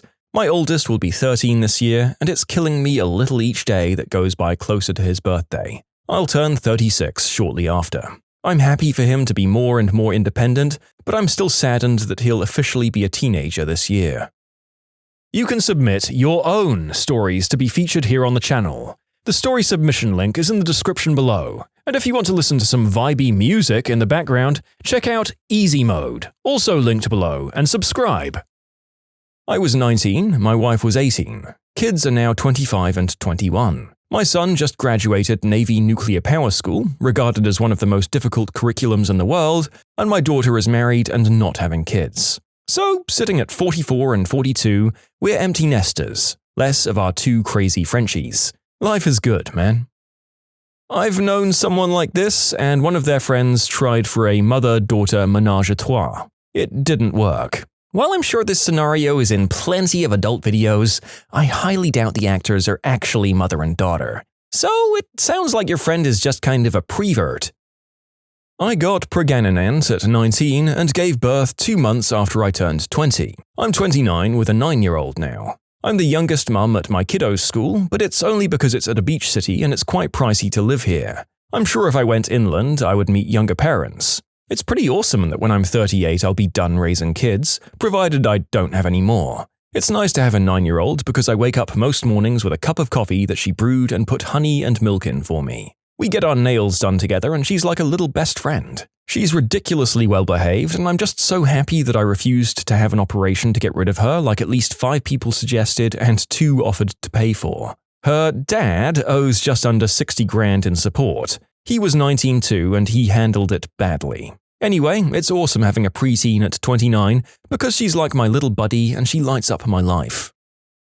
Not quite teens, but I took my sons, who were aged 20 and 24 at the time, on my stag do to Amsterdam where I was 41. My ex had my eldest when I was just 17. It was a group of 20 of us, including my sons, and was so much fun and totally hilarious. I will say that I thought my kids would have seen that it's not easy having kids early, and I was always open and honest to them about the things that you give up having children whilst being young yourself. My oldest son took this on board, and he's waited to start his family. But sadly, last year my 16-year-old son had a child with a girl he's no longer with. We're totally supportive, but I can't help but feeling a little sad that he sacrificed his own childhood. And it may be more difficult today, given that you need approximately 4 degrees to get any job that can support a family. But then again, maybe just like some of these stories are stories of unexpected triumph against societal expectations, maybe the Zoomers could surprise us. I wish them all the best, I really do. When I was 19, I had my son. You think you'd be generationally closer to them? There's a chasm between a 14-year-old and a 33-year-old today. I feel it's wider than between 14-year-old me and 33-year-old me, mostly due to technology. The years have not been kind, but it's sort of a blessing that I can pass as early 40s. I don't get as much stigma as I used to when he was younger, from teachers and scout leaders. I also have 2 small kids. I love them dearly, but I'll be the parent of an under 18-year-old for almost 30 years. I had my son when I was 15. He's 14 now and I'm 29. Everyone thinks we're siblings. I look younger than my age and most people think I'm between 21 and 25, so that doesn't help either. Most of his friends' parents are well into their 50s, so I don't exactly hang out with them or know them very well. I've had people question whether I'm his parent or not, mainly because I'm younger. We'll probably get confused for girlfriend and boyfriend when he's in his 20s. Both my kiddos were accidents. I love my sons nonetheless, but turning 30 this year, and if my kiddos move out when they're 18 to 20 years old, being early to mid-40s will be glorious. Do people really think that their kids will move out at 18? I'm 26 and at least half of my friends my age still live with their parents, because rent and housing prices are ridiculous. I mean, I'm a very independent person, so my parents are kind of free to do whatever they want. But I often wonder if people expecting their kids to move out at 18 and never come back are a little bit naive. Housing and student loans are not decreasing in price. Stepdad here, but my wife had her first of 2 children at 19 and is a few years older than me, so now I'm a 30-year-old with a 14-year-old boy. For some context, I've been living with them for 5 years, and I've been around them most of the time for 6. It's wild. Sometimes I kick butt as a dad, and sometimes I feel like I blow it. That's probably par for the course for parenting. For what it's worth, I don't have a lot in common with my teenage son, but a little more with my stepdaughter, who's a couple of years younger. It probably helps that I've been around for half her life as well. Not that my relationship with my son is bad, but we have to compromise to hang out. I've never been a video game person, so we'll do something like play Halo together, because he likes it and I'll struggle to play, and he'll struggle with me sucking up the mission so much. I'm also not sure that at 30 I'm ready to be challenged by a teenager in the way they typically challenge you. So I try my best to be real and honest and just listen. Also, I look young as it is, so it is hard forming a relationship with the other parents. Usually I get pegged as a much older sibling. Sometimes I feel like I lost the last half of my 20s. I'd like to have traveled more, had more time to pursue hobbies, and enjoy my money when I started earning it. It feels like half of my money goes to groceries because of my teenage son. While I can provide a middle-class life for my kids at this age, my biggest regret is that I'm probably not going to be equipped to help with college a whole lot, if at all. I still won't have reached my peak earning potential. On the flip side, there'll be adults earning for themselves by the time I'm 40. I'm really excited to relax and do adult things with my kids. They're good kids, and I think and hope they'll be good adults with solid values. I think it'll be a lot of fun to do silly things and throw down a few beers. I have to be so serious with them sometimes. Meanwhile, I'm less than 10 years out of college, and I did some funny stuff in my 20s. They think I'm old, and they don't even know. Finally, a topic that I'm qualified to comment on. I had my daughter when I was 17, and she was always proud that people mistook me for an older sister. She wasn't a rotten teen, and I'm not sure why. I certainly made enough mistakes parenting her. She's 28 now, and we're very close. I'm 32 with 14-year-old twins. It's weird. People who meet me at work or other places away from my kids assume that when I talk about my kids, I mean young kids, like under 10. The first time a new coworker heard my son on the phone, she genuinely thought it was a man calling me and that I was just messing with her, saying that it was my teenage son. I'm also told I look about 25 to 27 rather than 32, so that adds to it. At school or sport functions, people sometimes think I'm the aunt or the older sister rather than the mum. Sometimes meeting another parent, I can definitely see that they're trying to figure out how old I am. Did I have them as a teenager, or do I just look really good for my age? And how old I must have been when they were born. It's a little awkward making small talk with people who are 10 to 20 years older than me all the time, but sometimes it does work. One of my best parent friends is a woman in her late 60s raising her grandson. My kids, especially my 11-year-old daughter, are a little self-conscious about my age. My twins are boys, and I know they'd sooner die rather than tell me this, but I think there's been a few "the twins' mum is hot" kind of things at school for them. I also took all of my kids into a coffee place. I normally stop into this place alone on my way to work, and the barista made a big fuss over not thinking I was old enough for these to be my kids, and my 11-year-old just about died of embarrassment. I got pregnant with my oldest at 17 and gave birth to her at 18. I had my second kid at 23 and my youngest at 25. I'm 40 now, so the kids are 22, 17, and 15. I love being a young mother. I had energy and enthusiasm. I wasn't nearly as cynical, and I had more patience. When I was in my 30s, I had a teenager, a preteen, and one just a bit younger. My friends and neighbors were just starting their families and were dealing with sleepless nights, spit up, and child-proofing the whole block. I was happy to be past all of that mess.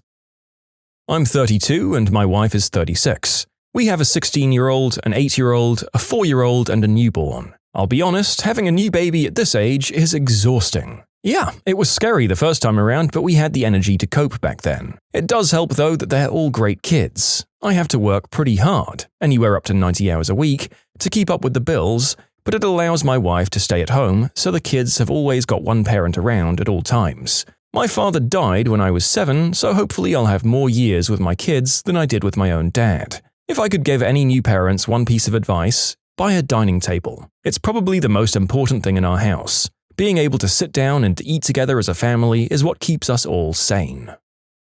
Story from the other side, I'm 16 and my mum is 31. Her family completely wrote her off and didn't talk to her for years. My dad is 32, and his family was super psyched about having a baby. We lived with his parents until about 5 years ago when my dad finally got his degree. I actually like having these young parents because they have tons of energy to do things with me that I've never seen any of my friends' parents doing.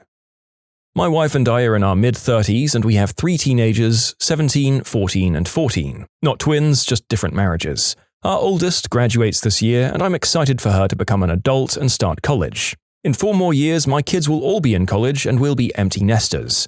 I'll be 40 and for some reason that makes me feel awesome because we'll have a long time to enjoy our middle years without kids. Obviously, we'll always be there for our kids as they go through adulthood, but now we can go travel and not have to worry about what we're going to do with all these kids. Snipers. What do movies and pop culture misrepresent about your job? Being a sniper essentially boils down to your being incredibly uncomfortable at all times. You should learn to love being cold, wet, and generally having an overall terrible quality of life while you're operating. Firstly, physically getting to the objective is absolutely brutal and is probably the worst part of the job. Often you'll be laden down with about 200 pounds of gear and specialized equipment, including water, food, ammo, weapons, and radios or batteries, which you'll have to carry silently through the night for several miles in the worst terrain you can find before you even get to the office to work. Once you spend however many hours or days suffering while getting there, you'll have to set up a hide site for your team. There are a ton of variations on splitting up hide sites or different hide styles that you may feel compelled to use depending on the situation. You'll probably want to get your hide built and loaded before the sun comes up, or you're going to have a bad time. Most media portrays snipers as working alone or in pairs at most, but real-world sniper teams are usually 6 to 8 guys switching out team roles for the duration of the mission. Certain aspects of team composition and equipment will vary from branch to branch and between units, but most teams should include a team leader, assistant team leader, someone with a heavy weapon, a radio operator, a corpsman/medic, and a slackman or flex spot. Unless your team leader is terrible and doesn't train his guys, everyone in the team should confidently be able to take over anyone else's job at any point and continue operating. Everyone should also know how to use every weapon in the team, regardless of their own assigned billet. Other shooters and spotters can be added if you need more bodies, but the general goal is to maintain as small a footprint as possible out in the landscape. Often we'd be at the team leader's discretion with how he wished to distribute his team and their loadouts. Obviously, the situation will dictate this to a degree as well, and you may swap out the weapons and equipment depending on what you expect to encounter or engage. Most media also tends to leave out how meticulous snipers are when they clean up or leave their hide sites. An enormous amount of effort is put into not leaving behind target indicators that could possibly get your teammates killed or injured, or potentially poison the well for operating in that area in the future. Nobody should ever know that a decent sniper team was operating in the area if they do everything right. There you go, there's apparently less lone wolf stuff than a lot of us are led to believe, and these squads of highly trained professional unalivers rely on super competent military equivalents of a middle manager to see them through it all. Former Marine grunt here, STA or Surveillance and Target Acquisition Platoon is not nearly as glorious as people think it is. Actually, shooting targets is a fairly small part of their overall skill set. Their primary mission is recon and observation. The reality of sniping is less waiting around to shoot a high-value target. The reality is usually snooping your way into an observation post under cover of darkness, building a hide that you must remain almost completely still in 99% of the time, going number 1 and number 2 in plastic bags, and making sure you leave no trash behind to give the enemy any idea you were ever there. Then, after a few days of this crap existence, you quietly and sneakily break down your hide to snoop your way back out. Now, that being said, I know a few guys when I was in, and there are some well-known stories about them stacking some serious bodies, but those guys are generally the exception, not the rule. The boredom. It's a little like golf, lots of practice and repetition. On the other hand, you get really good at estimating wind speed, distance, and elevation. Having a good spotter kills time. Lots of Archer and Super Troopers references, lots of movie quotes. I bet the Archer quote is always, "Big whoop, I'm spooning a Barrett 50 caliber. I could kill a building." According to Eric Haney, the sniper in Delta Force, one of 2 things can psychologically happen to a sniper. 1, you become emotionally attached to your target after watching them for hours and can't pull the trigger when the time comes. 2. The power of watching a person dissolve in a cloud of red mist makes you feel powerful, and you want to go on a spree. Usually in fiction, the sniper is either alone or is with a spotter that's less experienced. In reality, the spotter is usually the more experienced in the team. The spotter chooses the target and does calculations to account for distance, atmospheric conditions, among other things. I'm not a sniper per se, but I am a long-range shooter. When you're running big calibers and you send a round, the recoil is going to make you lose the view in the scope. Rarely are you going to watch the round impact through the scope. 17 HMR most can, and with a 22 long rifle and WMR I can as well. Depending on the rifle, 223 sometimes you can keep an eye on it, but for the most part you lose visual. It can also depend on the scope and the magnification. Confirming the target is down is one of the duties of the spotter. While the spotter is doing calculations, the sniper is watching the target. The spotter pretty much does all of the calculations for the shot, and the sniper is just there to pull the trigger. In most cases, the spotter is more experienced than the guy on the rifle. Howard Wasden in his book talking about being a sniper in Somalia. He was protecting some helicopters coming in and grabbing suspects, and he saw someone come around a building with an RPG, and he ended up putting a round in the guy's face. He made a point of saying that in movies the bullets always knock him over, but in real life the bullets suck them in. Also, back at base, when everyone was congratulating him on protecting them and getting a headshot, he made sure not to tell them that he wasn't aiming for his head. It takes a great deal more patience. A couple of minutes of spotting target in film is almost always a couple of hours in real life. You have to nearly meditate, but be ready to act at a moment's notice. Excitement is the enemy. Icy calm rules the day. You can do everything right and still miss, especially at a great distance or when the wind is active, doubly so if both are factors. Spotters are a part of it, whereas in the film, the lone wolf is frequently the communicated image. Even if you're content to do the job, erasing life can wear on you, because rarely, if ever, in modern day are you fighting a war that involves your nation's very survival, as was the case in past wars. Now you're just punching tickets in most cases. Unless you lack humanity, it's not enjoyable. Oh, and you don't pull triggers, you squeeze them. It's boring, punctuated by a brief time passage, so intense it feels like you've aged years. For some reason they made one of the bad guys from Lethal Weapon a sniper, but they were also an albino. Albinos have poor eyesight. I guess it's more of a misrepresentation of albinos. In real life, there's no respawn. Probably no lag either. This topic needed a serious notes-only addendum so that people like me don't post about how good we are at sniping auctions on eBay. I don't think they ever show the actors wearing diapers because they can't get up to take a leak when sneaking along in a ghillie suit. I was on a roof in Iraq. There was a crap ton of people walking in the street below me and I couldn't really move. I had to whiz like a motherfricker and just happened to find this little tube beside me, so I whizzed in it in an attempt to keep the wee off me. It started pouring back towards me and I had to push dirt to create a little makeshift dam to stop it. Another time I was trying to go in a bottle and I got stuck in the bottle with a suction effect. That one hurt. I'm not a crazed shooter, Dad, I'm an assassin. Well, the difference being one's a job and the other's a mental sickness. The narrator would like to thank the sniper from Team Fortress 2 for taking time out of his busy schedule of being the worst class in the game and lending his expertise. First round hits are actually pretty rare. Your follow-up shot is critical. With modern optics, you rarely put crosshairs directly on the target. You use holds. My buddy, when we were in Iraq, finally got the sniper that was harassing our guard towers. He had an M14, spotted him, fired the shot and missed. The motherfricker stood up directly so that my buddy didn't have to adjust his sight pictures, as the sniper stood up in the exact spot that he had just missed. Bang. Snipers almost never see any action. They mostly just hurry around. Even in active war zones, the movies make it look like non-stop action, but they mostly just sit and wait and smoke and eat chow and wait more. Typical military, really. Hurry up and wait. My grandma's brother was special forces back home and he said his favorite was sniper training. He mentioned that being sniper takes a certain kind of individual, and I know he's seen combat, but he's never told me much. My buddy was spec ops in the army, said he passed on sniper school because it seemed too personal. His explanation was that in a firefight you are spraying and praying at someone who's spraying and praying back at you. A sniper though, you're looking at your target, you see their face, and you kill them. That's gotta weigh on you after a while. The movies don't show the tension, the thrill, or the light intakes of breath while watching your target and waiting to the exact right moment to press the trigger and buy that item on eBay with 1 second remaining.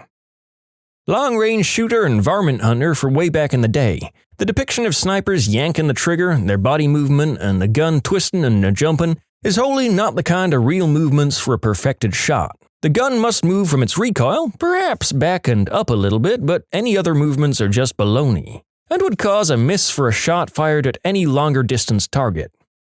You can submit your own stories to be featured here on the channel. The story submission link is in the description below, and if you want to listen to some vibey music in the background, check out easymode, also linked below, and subscribe. Retired SWAT sniper here, just a few off the top of my head. The spot with the best view is always on top of or very near an ant bed. If the ants have the day off, expect mosquitoes and biting flies. You're there for hours or days, hot or cold. Sometimes you have to get up and move quickly after laying up for a very long time, and you're sore as heck and legs are probably asleep. You might fall back down and look like an idiot. Movies and games ignore the bathroom issues. Your ghillie suit stinks and is full of burrs. Roaming dogs can give you a spot away. Inevitably, your hide requires crawling a long way on your belly. Not hands and knees, but flat out pulling with fingers and toes. Dirt. Dirt is everywhere. It's hard to hide and keep your bullet free of foliage and obstruction all at the same time. You carry a lot of crap and you have to collect all of it when you move. Don't run out of anything like water or radio batteries because resupply will give you away. In some deserts, you'll encounter walking cacti. Those things suck. If you have allergies, you'll be crawling 400 yards through whatever's pollinating at the time. Oh, and what everyone else said about wind, temperature, humidity, vertical angles, and zero. It's really difficult to quickscope. Also, many people think that I have an aimbot, but I'm clearly just a god. When you shoot someone with a sniper, they fall forward, not backward most of the time. If they're standing still, they collapse like someone just teleported their backbone out of them. Really hard to envision unless you've seen it, but imagine going completely paralyzed instantly. You drop like a sack of bricks. If you're running, it looks like they just tripped and ate crap when they got hit. I'm not a sniper, by the way, but I work a coaxial weapon that has some decent range. I shot a long rifle once. The biggest lesson for me was that unlike in Hollywood, you shouldn't put your eye so close to the scope. Rather, it's always a few inches away. I'm so glad I wore glasses so that I had some kind of eye protection, otherwise I'd probably be blind in one eye. If someone says, "Sniper, no sniping," you have to cease sniping immediately.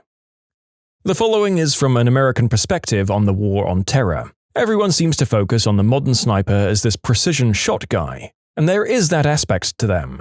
But to me, working with them, it seemed like much more of their time and energy was spent on the reconnaissance role, especially with the proliferation of IEDs in this war. Basically, having a sniper team or squad set up an observation point on a ridge somewhere, watching over a particular stretch of road where IEDs have been common or you have intel that one might be laid. Sniper team scouts that stretch of road from their operating position and maybe they see the team go to place the IED. Then they call artillery in on that position. And you can apply this to other sections. Scouting an area where insurgents frequently set up ambushes, see if you can catch them while setting up.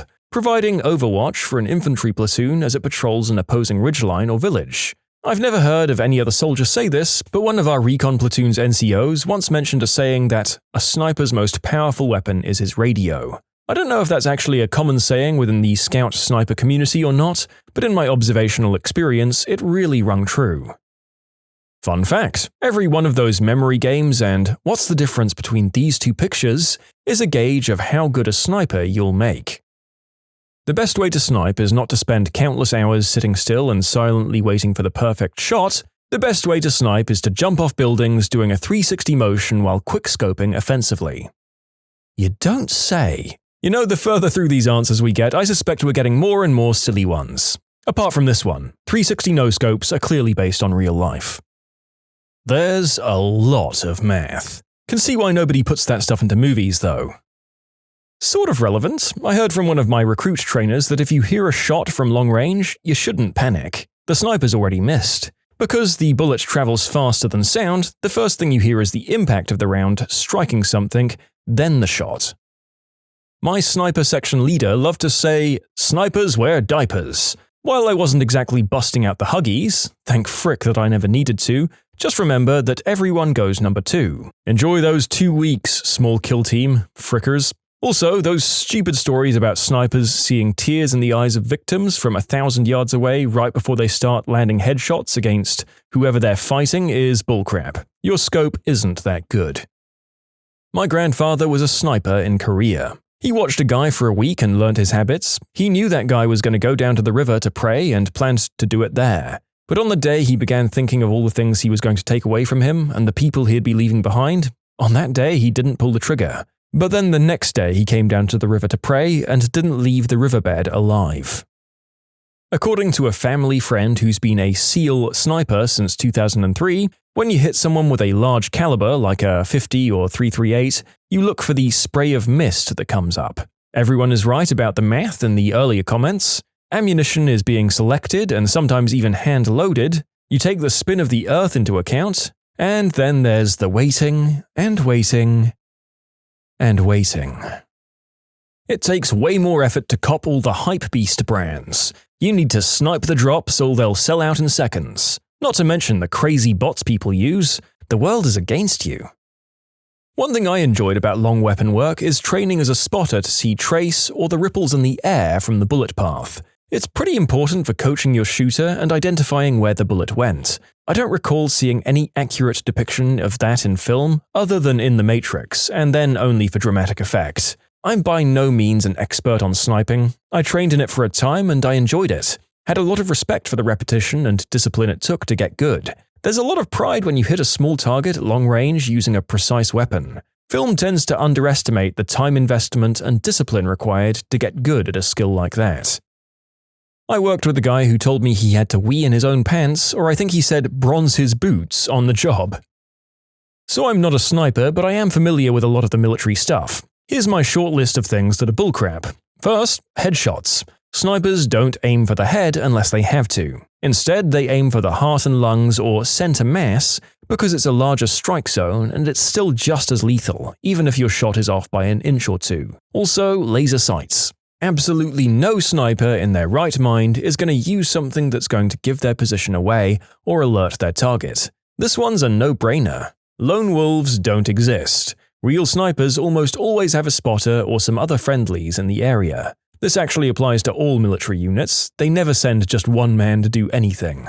Also, vantage points. Contrary to popular belief, the highest point on the map is not necessarily the best vantage point. While it offers the best visibility, it also means that they can see you too, and it's the first place they'll look when that shot is fired. Exposed muzzles. You'll never see a sniper's barrel sticking out of a window or over a ledge. They'll stand far enough back that their barrel isn't exposed. Again, this has to do with concealment versus advantage. And finally, the crack shot. There's no special trick or training when it comes to shooting, it's all fundamental basics and it takes a lot of practice, math, and some natural talent mixed in.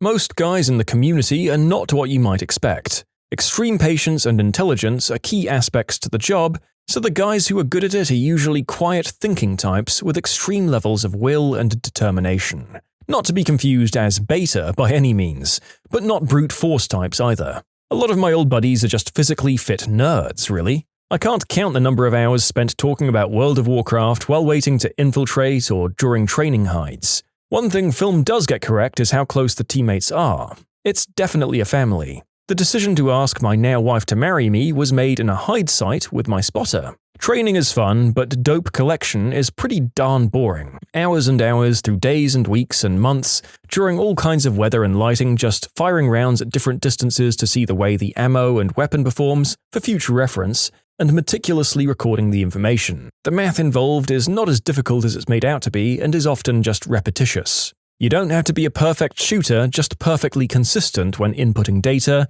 acquiring and holding sight picture, squeezing triggers and following through. Consistency equals accuracy, but a consistent shooter with textbook form is even more deadly. My source comes from 13 years and counting. My stepdad is a former sniper who spent several years deployed. I asked him for his answer, And he said the biggest thing they don't show correctly is the physical stress. In movies, the guy just shows up, sets up, takes the shot and leaves. He said they don't show how they have to sit there completely still for hours on end. An example he gave was one time having to wait 7.5 hours in one position and then getting told to stand down. My stepdad did never miss a shot in the field. He did get seen once though and have to bail out with his spotter very quickly. I loosely worked with one a few times. The guy was squared away. That's all I know, man. That's all I know. The guy was like cut clean and dry squared away. He loved his job, was professional and an infantryman, not a professional sniper. It was a duty, an assignment. Missions usually revolved in 3-day, 72-hour assignments. That's all I know, man. Squared away. I don't know about movies, but video games get quite a few things wrong. For example, whenever my team would hit a mark, it wasn't always necessarily the shooter's job to run out and teabag the corpse. A lot of times, the spotter would be the one to do it, since the shooter was oftentimes busy getting repositioned for the next mark. The amount of math and drawing that goes into it. I had a clipboard with a storage and had equations taped to the inside, colored pencils and paper for fire plan sketches, a top-down map of what you see, and terrain sketches, which is a literal drawing of what you see, Ziploc bags for waterproofing, tape, and 2 calculators. When did you get busted in the act? You know, aside from being caught doing the deed in the back of my car by a police officer, I don't really have one that's truly horrifying, but I know the rest of the internet does, so let's hear it. When I was 6, I had to go to the bathroom pretty bad, and my father used to tinkle in the backyard all the time, so I ran out into the back as quickly as possible, and for some reason, don't ask why, I completely removed my clothing and proceeded to go wee-wees on our oak tree. And out of nowhere, I also went number 2 on myself while standing up. My parents and 3 of their friends, who had been enjoying their drinks, saw the whole thing. The problem for me wasn't that I got busted, it's that I got busted by the wrong person. In freshman year in college, I was in the dorms and I had a pretty goofy relationship with my roommate at the time. I heard his key enter the door, so I decided to do something funny. So I stood up in the center of our room and shoved my hand into my pants and began to furiously mime tickling my pickle. I closed my eyes, headbanged, and waved my other hand wildly in the air. I heard the door swing open and I just went for it, shaking my head and both my arms in an exaggerated fashion. When I opened my eyes to see his expression, I realized I was staring into the eyes of my roommate's father, whom I hadn't met yet. He was helping my roommate carry some groceries in from the car. He set down the groceries as quickly as he could and then just left. There was another trip, but he just left those at the door and didn't come inside. He'd flushed red instantly. In short, my freshman college roommate's dad walked in on my imitation of whacking the mule wildly in the center of the room. It was the first time we'd met. At the Mall of America, walking around the upper balcony when the floor started shaking a bit, I muttered out loud, "Holy crap, was that an earthquake?" I turned around and there was a morbidly obese woman walking right past me. Oh my god, I hope she didn't hear me. It still might have been an earthquake and a coincidence. Still, I can't imagine that either of you are feeling great for the next few hours of your lives. I too have done this kind of crap and you have my utmost sympathy. Post-whoopee with an undressed boyfriend laying in my dorm bed, I heard a knock at the door. For whatever reason, I assume it's my roommate, who was pretty chill about stuff like that, so I wrap myself in a towel and stand behind my dresser, about to head into the bathroom, and say, "Come in." It was both of my RAs coming in to do room inspection. It wasn't my proudest moment. I can't imagine what they thought about me and why I thought it was okay to say, "Come in," right then. I was at the Metrodome for a Twins game. I developed a severe case of itchy butt, and it soon became clear that a booster wipe was imperative. Left the game and stood in the long line for the stalls. When it was finally my turn, the large handicapped stall with the double-wide door was the one available. When I got in, I had some difficulty with the broken locking mechanism, but soon I got it to seemingly latch. I then went to town on my itchy butt. Facing the toilet so it would seem like I was taking a leak, I wiped once and again and a third time until it came back white. I threw the final tissue in the toilet, pulled up my pants, zipped and flushed, finally turning around to leave the stall, only to see 20 or more very uncomfortable-looking men doing their best to avoid any eye contact with me. The stall door had silently swung open behind me, and my shame was laid bare for all the world to see. I wanted to make a beeline from the bathroom, but in light of what I'd just been doing, and the fact that everyone knew it, that just wasn't an option. So, head down, I darted to the sink, washed my hands, and got the heck out of there as quickly as possible. I've never been so simultaneously embarrassed and amused at the same time. Despite my mortification, it was just too funny for me not to share. I bring down the house every time I tell this story. Walking home after a closing shift at Wendy's, my bowels suddenly went into watery-feeling red alert mode. Still 3 blocks away from home, 4 blocks away from any public restrooms, I glanced around frantically and spotted a house across the street with tall boxwood bushes surrounding it. Streetlights didn't reach it. Target acquired. I sprinted over, yanked down my pants, and squatted behind the nearest bush. Then with a hearty, "Hi-yo, I blasted my employee meal all over the wall, ground, bush, pants and undies, and shoes. With a heartfelt, "Frick," I gingerly tried to scramble out of my soiled clothing, only to trip helplessly into the crap-soaked bush as my understandably unremoved and equally crap-covered shoes snagged in my pants legs. I laid in the now crushed bush, cursing quietly for a moment as I didn't want to disturb the residents. Then I managed to kick off my shoes and remove the pants and undies without getting much further soiled. The undies were ruined, but the pants, with a little work, could pass for okay in the dark until I got home.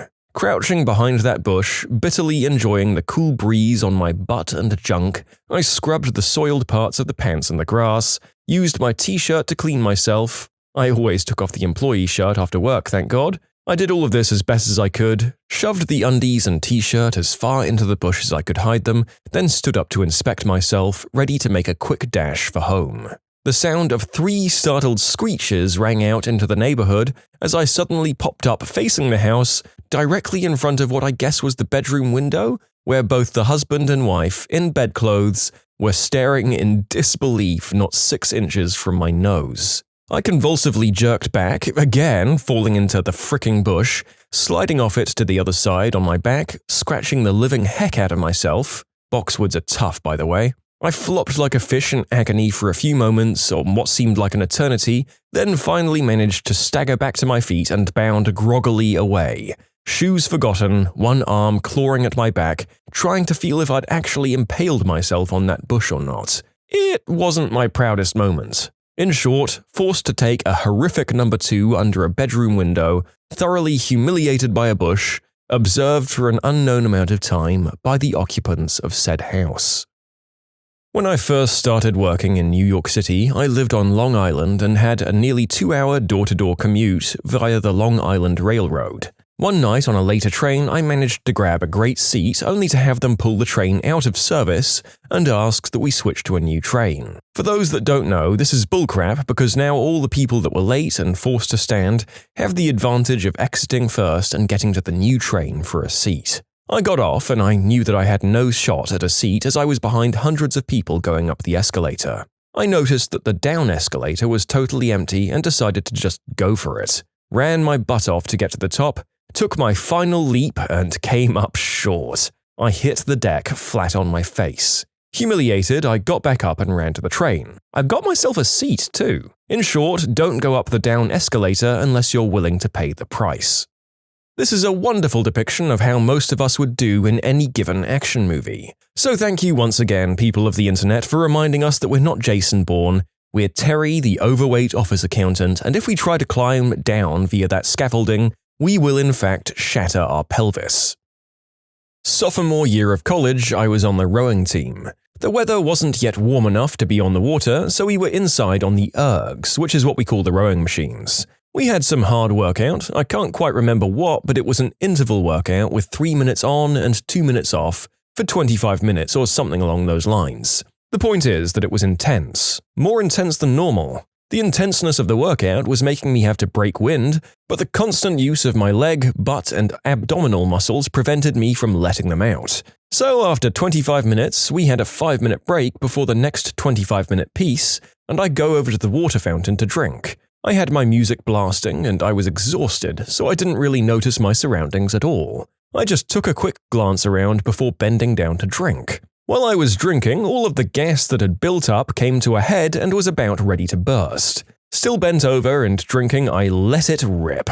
I swear it was the loudest, largest volume emission I've ever expelled in my entire life, and I still have yet to top it. The force of my butt cheeks vibrating was violent enough to the point that it made my butt sore afterwards. It was a full second. Seriously, say 1001, and that's how long it went, of absolute maximum flatulent thrust. It felt like I'd expelled my entire lung capacity out of my rear end. Feeling rather pleased with myself, I stood up and turned to go back to the ergs. To my horror, standing directly behind me, seriously not more than a foot from my butt, was a girl waiting to drink. She didn't look up, she didn't move in any way, her facial expression was completely frozen with her mouth wide open, eyes staring at where my butt had been. I quickly shuffled away and looked behind me after walking about 50 feet, and she still hadn't moved. I spent the rest of the next week bursting into random fits of giggles. It became a bit of a team joke. To this day, I'll sometimes think about it and burst out laughing. I also giggle at the fact that she may have seen who I was before standing behind me, and every time she sees me on campus, all she can think about is that one scarring moment of her life. In short, ripped an enormous guff when I was drinking at the water fountain, not knowing anyone was behind me. The girl froze in a look of terror. Maybe she's still standing there paralyzed to this day. I went to college about 4 hours from home. I was coming home from spring break one year. The parents lived in a rural area, and about the last 45 minutes of the trip, there was no place to stop and take a bio break. I didn't have to go at the last opportunity, so I drove right on by. I was about 20 minutes from home, and I felt the turd drop into the chamber. This wasn't a "ruh-roh, Raggy" moment right away. I felt I could hold it together. It would only be about 20 more minutes. All was well, and as I approached home, I think the psychological fact of, "Ah, yes, I made it," set in, and the last mile of my trip was sheer panic. But alas, this is not a tale of me crapping my pants. This is a tale of not expecting anyone to be home. I made it to the front door, and as I was clinching the Bombay doors tightly, I started singing a little tune to take my mind off the torpedo that was armed and ready to launch. Gonna crap my pants, gonna crap my pants, gonna crap in my pants. Over and over again. Walked into the kitchen and saw one of my mum's best friends who was there for a visit, unbeknownst to me. Mum was at work. Horrified, I immediately changed my tune and played it off like I was just lazily singing random tunes. Shush shush shush shush do-dum-dum-do-do. So I poker-faced it and went right for the John. But I think she probably figured it out. You can submit your own stories to be featured here on the channel. The story submission link is in the description below. And if you want to listen to some vibey music in the background, check out easymode, also linked below, and subscribe.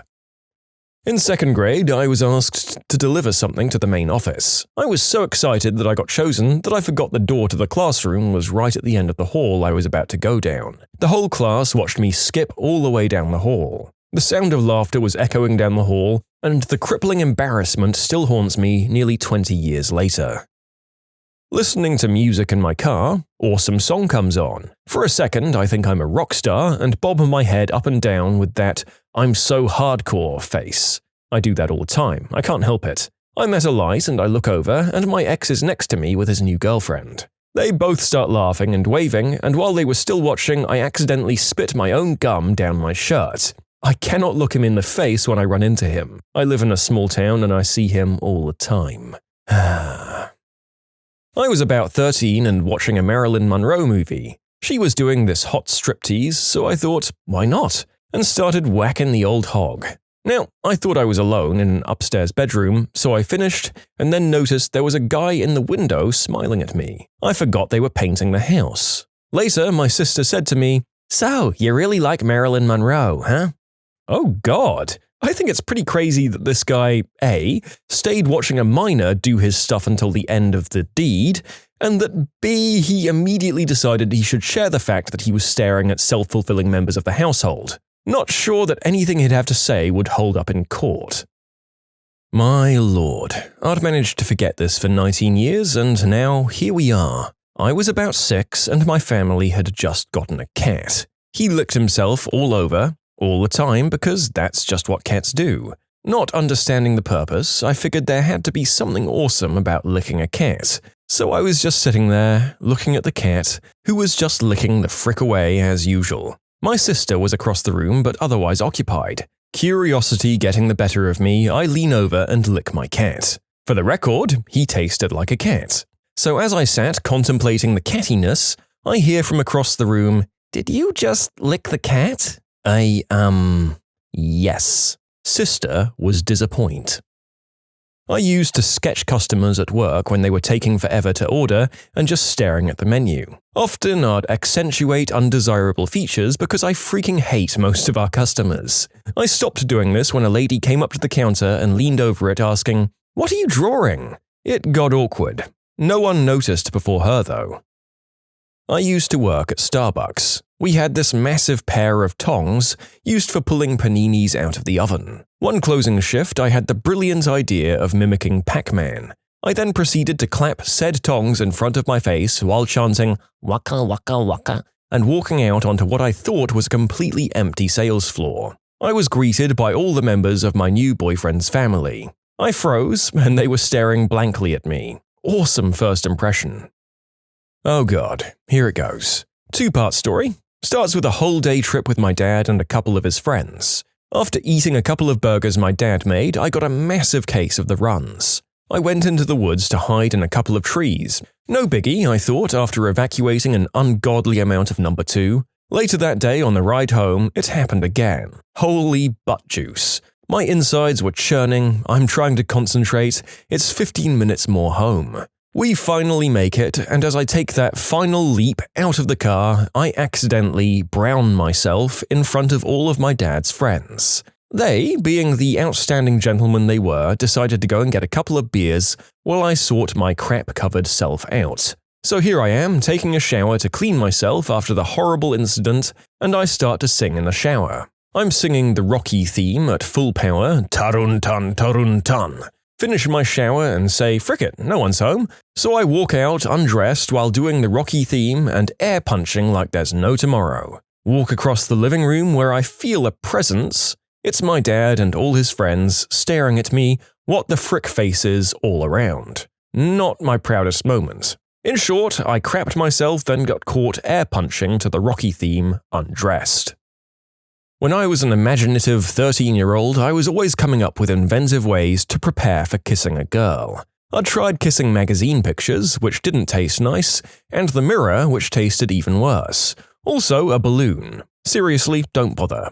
But I still felt woefully unprepared. One day, I was at a department store and I saw a shapely half mannequin that was sequestered away from the general public. I thought I'd give it a shot. Had to be better than a balloon, right? Not so much. I guess mannequins aren't cleaned regularly because when I pecked it on the lips, the funky smell and oily film hit me like a brick. That brought me to my senses and I turned to leave. I had to find a water source to clean whatever filth I'd just touched my mouth to. That's when I heard the bzzzt bzzzt sound of servo motors and I looked up at the security camera zooming in on me.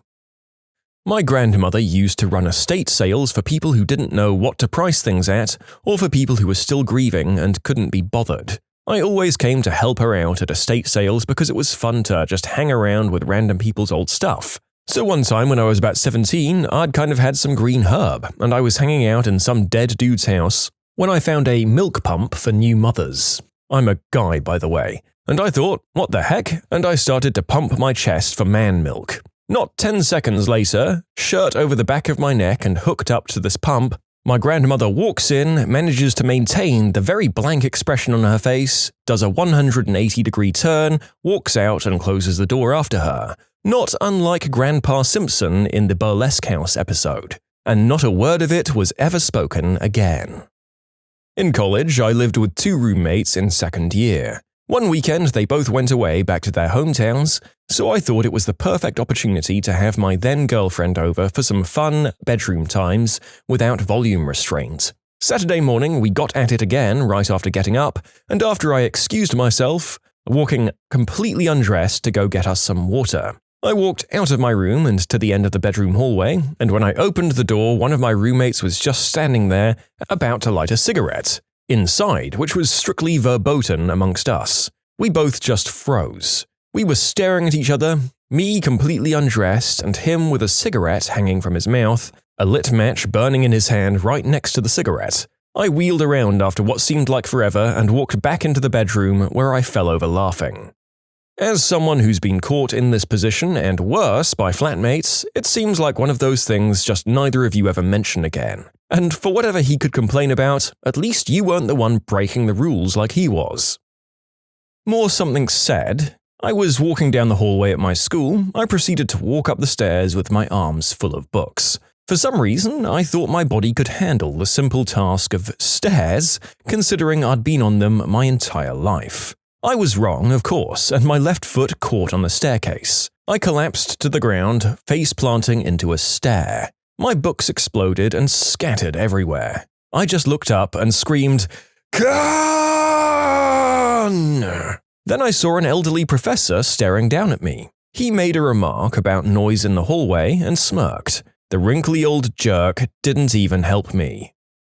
I was in the park a few weeks ago and I noticed a mini tornado/whirlwind nearby that was about 10 feet wide, whipping garbage and leaves around in a perfect circle. As it moved closer, I held my ground and soon I was in the exact eye of the storm with flying debris circling around me. Accordingly, I clenched my fists and raised them to around chest level, then looked to the sky with eyes squinting through the dust and wind and let out a mighty extended "Roar!" to fully emphasize my powerful wizarding weather summoning skills. It was exhilarating. At least 5 people probably saw me, but I was unconcerned as they were mere mortals. I walked away like a boss as if it was nothing more than a morning stretch. A few years ago, I was walking through Walmart with my dad. We were just going to get something real quick. I was wearing a low-cut shirt, which is relevant. My dad and I were talking about funny walks people do, and I started in on this long stride, fast-paced walk. Well, my chest popped out of my shirt. I got them back inside real quick and looked around. At first, I didn't see anyone notice and then looked ahead and there was this guy walking towards us. I'm absolutely sure he saw, although he sported a pretty good poker face. When I was a teenager and my parents were away for the weekend, I decided that it would of course be the opportunity for an extravaganza of beating my meat like the world's worst butcher. I got hold of some adult magazines, set myself up nicely in the living room with the normal accoutrement, and after having a first great whack of things, I was ready for another go. Cue my furious and almost violent tugging, legs akimbo, some really uninhibited crap. And then, looking slightly to the right of the TV, I see movement in the door. After quickly putting myself away and muting the various moans coming from the TV, I sprang to my feet and cautiously made my way to the door, just in time to glimpse the fleeing backs of what appeared to be young children exiting our driveway. I believe they may have been selling chocolates or some other school fundraising effort. Since then, I've been sure to keep my activities within reasonable limits and out of public view. My office has really tinted windows, and one time I opened the blinds and saw a big, fat lady pressed up against the glass, picking food out of her teeth in the window's reflection. It was really gross, and she never saw me. I just closed the blinds again. Wedding attendees. Did you ever see one get cancelled mid-ceremony? In 6th grade, my entire class went to our teacher's wedding. My teacher was the bride and about 3/4 of the way down the aisle when the groom decided he just couldn't do it. He walked off to the side and at first my teacher and her father didn't notice and kept walking, smiling radiantly. There was about a minute of really solid confusion, last-minute cold feet, bathroom emergency, before everyone realized what was going on. My teacher was whisked out of the church and an announcement was made that there wasn't going to be a wedding. This happened the 2nd or 3rd week of June. She didn't come back for the last week of school. Ugly situation. Not called off, just relocated. The bride wanted everything to be lit by candlelight as it was much more romantic. Well, of course, something, a wall hanging or tapestry of some sort, caught fire, set off the fire alarm, and everyone had to evacuate the church. The ceremony was continued and finished in the parking lot with a couple of fire trucks in the background.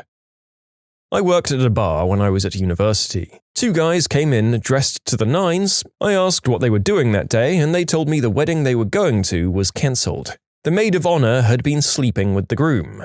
One of the other bridesmaids had known about it for some time, but decided the best time to tell her was the morning of the wedding. A co-worker of the groom got super drunk, stood up and announced she had been boinking the groom for the past 6 months. This was right before the bride walked down the aisle.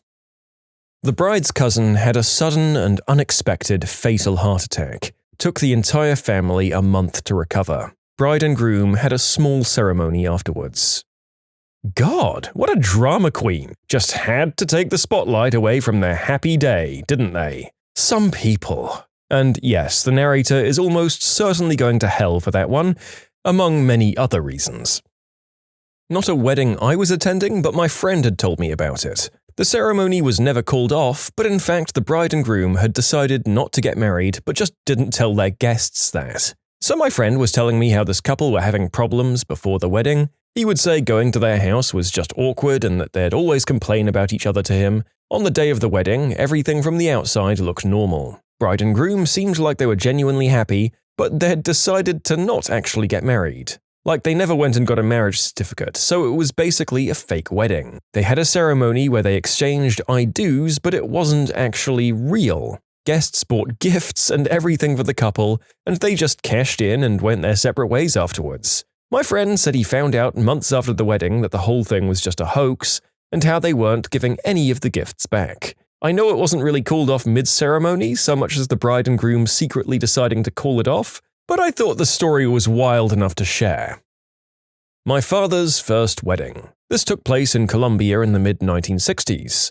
He and his best friend were marrying sisters. They also happened to be my father's first cousins, which is an important factor. Anywho, this wedding became an impromptu family reunion since it was basically the same family on both sides. One of my father's relatives was a young man in the Colombian military at the time, and he was trying to entertain the family's children the morning of the wedding, while everyone was getting dressed and preparing. His chosen entertainment appeared to be playing around with deactivated hand grenades, apparently trying to drive a nail through them to mount them onto a board of wood. I don't know, that's just the story consensus. Turns out it wasn't properly deactivated and was a perfectly functioning grenade, and it performed its purpose admirably, instantly killing the young man and a lot of the family's collected youngest generation instantly. The wedding wasn't cancelled though, they just had a small quiet ceremony a few days later. Jesus.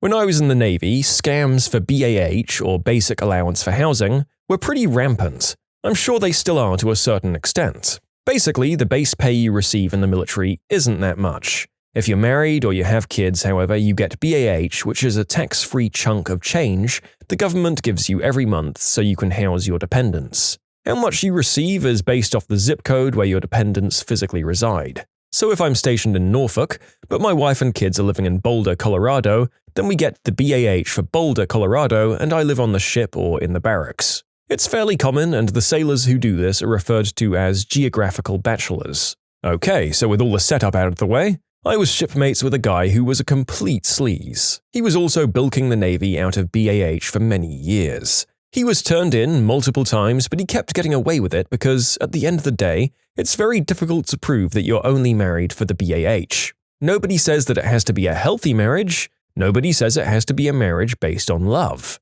He had been married to an older woman, like in her 80s, living in San Francisco for the past few years. San Francisco has some of the highest BAH rates, so he split it down the middle with her and they each took home a decent chunk of change. In exchange, she played along, let him list her home as his home, and for all legal matters, considered him her husband. Well, she died and he was bummed and a little angry that he was about to lose a big chunk of cash. So he went out and began seeking his next paper bride in a high BAH zip code. He settled on a working girl from New York City who was from some Eastern European country. To legitimize all of this, he had a wedding and invited numerous people from work to witness it. I went there because there was a promise of free food and he told us we didn't have to get him gifts. Easy day. About 5 minutes into the whole thing, she backs out. Apparently she didn't fully understand what he was proposing. I think it was mainly a language barrier issue. She thought he just wanted someone to pretend to be his wife, like hang on his arm at a party and say she was Mrs. Crapbag. She didn't realize that he actually intended to legally marry her. Quite a bit of this was hashed out in front of all of us because they retreated to a private area where, as I understand it, he pleaded with her to go through with it and promised to remit her about $1,000 every month as long as she played ball. After an hour of begging and pleading, she left. We ate the food, had a good laugh, and went about our lives. The guy also found himself a proper paper wife and began bilking BAH again before getting booted from the Navy for something completely unrelated. I was told the bride never showed up because someone was having cold feet. The worst part was I was a young kid at the time and couldn't understand why someone would break off their engagement to a person they loved just because their feet were cold. It took me years to realize it was a saying. Why doesn't she just put some socks on and get on with it? My mum's friend was dating a man with a drinking problem. When he asked her to marry him, she said she would marry him if he never had another drink again. He agreed to give up the sauce for her. The night before the wedding, his friends threw him a bachelor party with alcohol and he drank. When he walked down the aisle, he was staggering a bit and she noticed. "Do you take this man to be your lawful wedded husband?" "No, I don't." They paused the wedding and went back with the priest for a counseling session. The priest came out and sent all the guests home. You know what? Good on her for sticking to her word. If you give them an inch, they'll take a mile. Went to a cousin's wedding somewhere in Arkansas, maybe Little Rock. The wedding was put on pause when the priest started coughing uncontrollably, turned red, and fell into the altar. He lived, but there was a mild panic at the wedding when it was discovered that he had had viral meningitis, and literally the entire church full of people, let's call it 300 to be fair, had to go to the hospital and get tested and prophylactic treatments. Sounds like that wedding was the event of the century. The viral event. Actually, there's probably multiple stories like this during the pandemic alone. My cousin was getting married, and about 15 to 30 minutes before the wedding started, she was told that the man she was going to marry was arrested and had been on Washington's Most Wanted because of stuff he did either with a 14-year-old or was planning to do with a 14-year-old. He was like in his mid-20s, he ended up in prison for whatever it was, and right after she told everyone, the back porch broke right under her and her friends. It wasn't much of a drop, like 6 inches, but that's when she burst out in full-blown tears. It was a very awkward day, and honestly, if I wasn't there to witness it, I wouldn't believe it either. My wedding was close to being called off since my husband's grandfather was close to dying. Everyone told us to go through with the wedding anyway, so we did. My husband's grandfather ended up dying close to the moment we said, "I do," and my father-in-law got the call from the hospital shortly after we left the church. They told all of his family, but not us about it. So we had a lame wedding with everyone grieving but saying, "It's nothing," when we asked why no one was dancing. We got condolences the morning after and congratulations on his funeral. I could still cry when I think about all that stuff. It was 4 months ago. I should start off by saying I'm black, meaning a wedding will never start on time, and showing up on time, you're probably early. After 30 to 45 minutes of waiting, the old ladies from her church and my aunties started talking. Found out this was the second time they've tried to get married. The first time they tried to get married, he got into a bar fight the night before. We continued waiting for about 1.5 hours total, and finally they told everyone to go to the reception space because they're about to lose the church.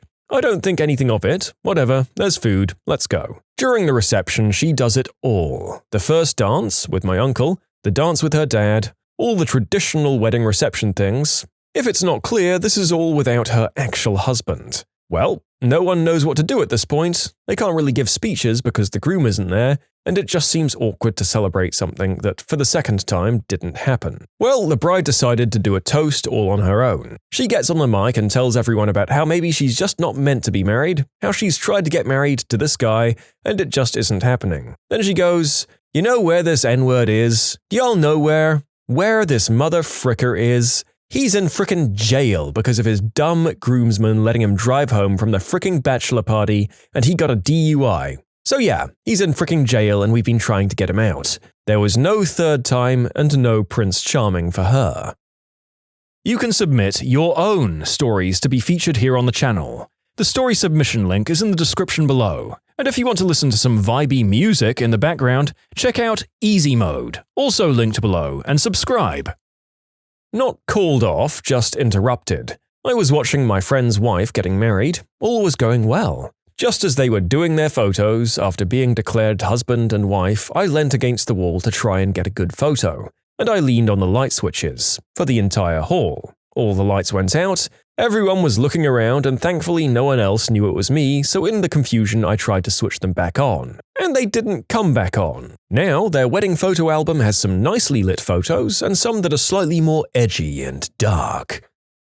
I've been filming weddings part-time for 7 years, and I've only seen something like this 3 times. None of these were straight up called off, though. One of the groomsmen accidentally dropped the wedding ring, and it rolled down the elevator shaft. Ceremony was postponed for a little over an hour. Funny thing is, maintenance found the ring, and apparently the groomsman made up some bogus story to feed the bride. She had no idea what really happened. There was another one where the bridesmaid passed out due to heat stroke, and a third where a guest accidentally stepped on the couple's little dog, broke its spine, and had to be sent to the vet. The dog was like family, so the couple was MIA for almost 4 hours dealing with it. Must have been a real small dog.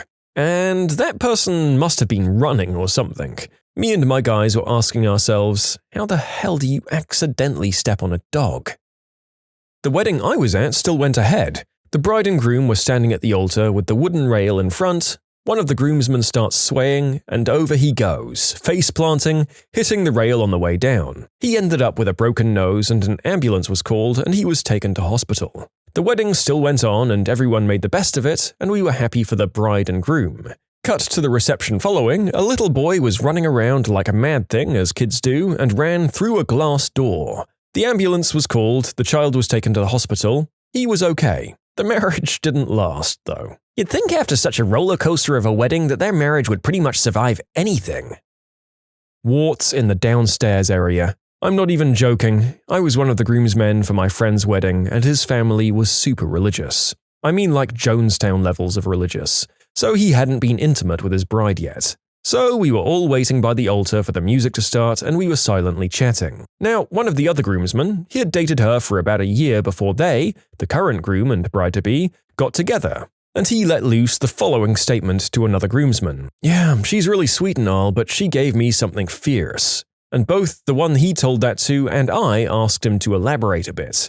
And I'm sure she ended up giving him warts down there. We had maybe a good 3 minutes before the music started, and we all started telling the groom as fast as we could because he had a right to know if she hadn't told him. He had this look to him like he didn't want to believe it, but he slowly walked down the center aisle to go ask his bride if all of this was true. Now, when he gets up, his parents follow him because they think he's getting cold feet. The rest I can only describe from my place at the front of the church. For the next 45 minutes we heard talking, then shouting, then crying on repeat. Then the dad came out and told everyone that the ceremony was going to be postponed. It was a small ceremony, so we were all just scratching our heads and we left. We all then got a call 2 hours or so later that the wedding was off indefinitely. Apparently the groom's parents didn't want him marrying someone who wasn't a virgin, let alone with a transmissible disease. We gave him some space for a few days, and after a while he filled us in on some of the details. Most of that wasn't important, but the part that really punched me in the feelings was when he told us about how the bride had to tell him and his parents in her damn wedding gown that she got the thing from something that took place against her will. The groom didn't call off the wedding, the parents did. I still think they're absolutely warty pricks to this day. To my knowledge though, the former couple still talks to each other, so there's that. My good lord. Well, to further add to the narrator is going to hell pile of evidence, fundamentalist religious people just kinda suck. If the guy was gonna marry her anyway, literally warts and all, standing in the way is just crappy and evil. Get bent, family of the groom. We had just finished the ceremony and everyone was heading into the building to start dinner. I found my seat near the bride and started to chat with her friends. I saw the bride sit down at the table next to me and say, I think I'm going to have a seizure. And she did. Fortunately, myself and a few other people had medical training and she turned out perfectly fine. After the EMS left, she stayed and finished the night by dancing and having fun. She actually had a history of seizures and had neglected to tell anyone or take her medicine this week. My best friend's wedding got called off. I was the master of ceremonies. His brother was his best man, so I was in a very unique way able to experience this beautiful event. I arrived about 2 hours before the ceremony was to start to chat to the caterer and check the microphone and speakers. As I was chatting to the DJ and just generally checking things out, I noticed every once in a while a waiter would walk by the bar with a tray of wine, beer, and shooters. I didn't think anything of it, though. As time got closer to the ceremony at the church, people had arrived and everyone was having snacks and drinks outside the reception venue. Both the church and reception were on a vineyard, so they were right next to each other. The bride was delayed for a long time, something I couldn't understand since she was getting ready in the guest house right there on the property. In any event, we finally got the go-ahead that the bride was on the way to the church. They conveyed her on a golf cart, so we started getting everyone seated and ready for the show. I was standing at the entrance of the church to close the door after the bride entered, so I got to see everything transpire in all its glory. The bride climbed off the cart, and as she was walking towards the stairs with her father, she tripped and face-planted right there on the steps of the church. As this is in an agricultural setting, you can imagine that there's a lot of dirt everywhere, and accordingly, her dress was filthy. At this stage, I simply thought she fell over by accident and I ran over to help her get up. She dusted herself off, said she was fine, and continued in her usual fashion to enter the church. It's then that my suspicions started peaking. I noticed she was wobbling from side to side as she walked, but thought maybe she got hurt in the fall? As she started walking down the aisle, however, she was stopping to greet people in the aisles, making jokes, pulling faces, giving people thumbs up. It immediately hit me. She was hammered. By the time she got to the groom, he just stood there with his jaw open. He could immediately tell what was happening. She was standing there next to him in the church right in front of everyone, swaying from side to side and slurring. It was painful and cringe-inducing to witness. The best part is, she insisted the wedding proceed and that everything was hunky-dory. The more the groom wanted to suspend proceedings for a bit, she insisted they proceed. Then she exploded at him in the church in front of everyone, shouting and accusing him of ruining her wedding day, and then she stormed out of the church crying, and wouldn't you know it, she bumped into a bench in the aisle and went flying to the ground again. Wedding dresses are not made for running, and they're especially not made for drunken running. People helped her up and escorted her outside. The groom also left, and everyone just kind of sat there in silence. Since it was rather hot that day, we told everyone to go to the reception hall and have a drink, while the situation was being dealt with. The bride had been drinking the entire day, and those shooters and drinks I saw being carried from the bar were for her and her friends in the guest house. I inquired at the bar how much the bill was prior to people arriving, and was shocked to see that between her and 2 of her friends, they'd drunk 3 bottles of wine, 6 beers, 6 ciders, and a crapload of shooters ranging from tequila to Jägermeister. In any event, the bridezilla is now crying and throwing tantrums at the guest house, loud enough for everyone to hear at the reception. Apparently, she continued to drink some of the leftovers from the previous round of drinks. The groom came out to apologize to everyone and to say that the wedding wouldn't be going ahead, but that everyone must please eat and drink and have some fun since everything had already been paid and catered for. I made the announcement and I joined the groom and his family who had flown in specially for the wedding for a drink and to come to grips with what just happened.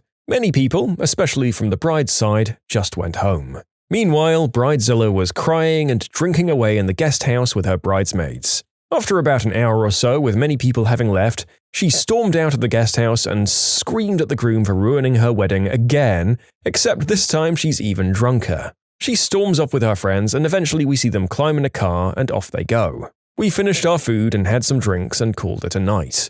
I drive home with the groom and his folks, only to discover when we got to the complex where he and bridezilla were staying that she was sitting outside at the bar, right next to the complex, still in her wedding dress, with makeup smeared everywhere and drinking beers with her friends. The groom phoned her father, who then promptly came to pick her up and take her home. And that's the last I ever saw of bridezilla. They tried to make it work by going to counseling, and things just kind of fizzled out. Mainly because she was always drunk. They'd lived together for 2 years or so prior to the wedding, and while she did drink a lot, I never noticed it was that bad. Meanwhile, my friend informed me it had actually been a bit of a problem, but he didn't think it would get that bad. Well, it did. The wedding photographer and videographer was a friend of ours and was recording pretty much everything, so there's still a copy of this out somewhere. It reminds me I should probably email him and request a copy. In short, bride was absolutely crap-faced, fell at the church, fought with the groom at the altar, and then stormed off crying and screaming, and then continued drinking. Gentlemen, what made you nope out before the second date? We went to her place, and her pets and plants were all dead. I saw goldfish floating upside down in a fish tank, and she had a dead hamster in a cage on her dining room table. She said, "Yeah, that happens a lot." And all I'm imagining is hamster after hamster starving to death right in front of her. The word sociopath floated into my mind. I made some excuses to leave, and she went a bit nuts at that point, which concerned me quite a bit, but at least I'd already figured her head was seriously spun. She rolled her eyes when I said she looked nice, she'd clearly put in a lot of effort, criticized where I chose to eat, complained about the music we went to see. I spent the whole date anxious, assuming that she was hating every moment, because, she didn't have anything positive to say about anything. And then she said, "I had a good time, let's do this again." Nah, I'm good. I've got enough negativity and mixed signals coming from my own brain. I don't need it coming from the outside too. Oh god, she's a complainer, just like my mom. She always manages to find something to complain about even when the situation gets better. I try not to be like her on dates. It seems that when people are constantly complaining, they literally have nothing to contribute. I went on a date with a lady I met online. She talked about 3 things on this date and little else: her pets, her ex, and the last time she had gastroenteritis. There was no second date. Went to dinner, she was on her phone the entire time texting, even when we were talking. Figured she was just in it for the free dinner, cause really, what's the point of agreeing to a date if you're not going to try to get to know the person? That's when you put down cash for your half of the bill and walk out. Frick that. What that person has just suggested is a real power move. I'm not sure that I could ever work up the nerve to do it myself, but honestly, people who behave like that date probably deserve it. What complaints can they make? Having to pay for their own share? There's maybe some nuance to it. If your date seems nice but you're just not interested or feeling the connection, then maybe pay for the bill. If they're behaving like an absolute jerk, pay your part and bail. So, I'm not proud of this one, but I'll share. Years ago, when I was still single, I met someone online. We chatted for a bit and she seemed cool enough, and we decided to meet up for a burger at a place I knew downtown. Seemed like a kind of low-key thing. I got into the bar a few minutes early and ordered a beer, then finished it. Then, 45 minutes late, she rolls in.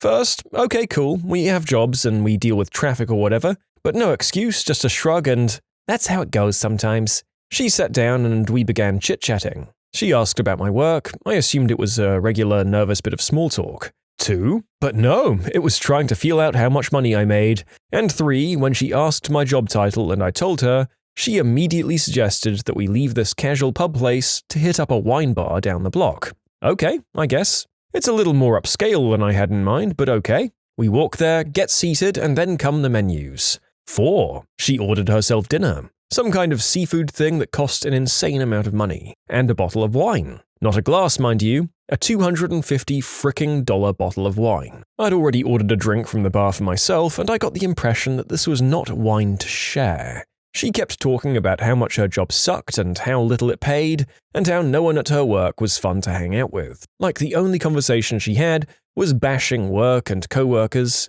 with a few mildly racist undertones. 6. The whole time she was texting friends to meet up that evening. I was invited, of course, to party with them all night, and I assume to bankroll their fun. I discreetly went up to the bar, paid for my drink, and just left. I straight up noped out of there without so much as a goodbye. From my messages when I checked in online later, I know that I stuck her with an almost $500 bill and that she was going to sue me for it. Heard from the wine bar owner later, it was close to work and sometimes a happy hour spot for me, that she had apparently tried to skip out on the bill, but they stopped her and she paid. By the way, my very next date was with the woman I eventually married. That one went much, much better. She had a 1-year-old and told me about a recent nasty divorce. No problem until she told me that the divorce was due to the baby not being his. I drove her home because she didn't have a car at the time and she asked we stop for an errand. To pick up matching t-shirts she had designed for her and her ex. She said, "I can't wait for you to meet my older brother. He just got out of jail for selling smack." I said, "Didn't you just tell me that your younger brother was addicted to smack?" "Oh yeah, I wondered how that happened." Frick this crap, I'm out. When we saw Fury in theaters, she read the subtitles out loud. I'm not sure if she thought I couldn't read them or if she needed to sound them out, but I knew at that moment no follow-up was necessary. I arrived at her place and she told me to hop in her car as she just needed to drop something off at a friend's house real quick. It wasn't a friend. It was someone she had an appointment to sell those hot oil infusers and their millions of scented inserts to. I sat in a stranger's home for 90 minutes while they smelled them all. She wanted to go to dinner afterwards, and I asked her to please drop me off at the car so I could go home. She didn't think this was cool of me as she had a business to run. I guess I didn't even make it a whole first date.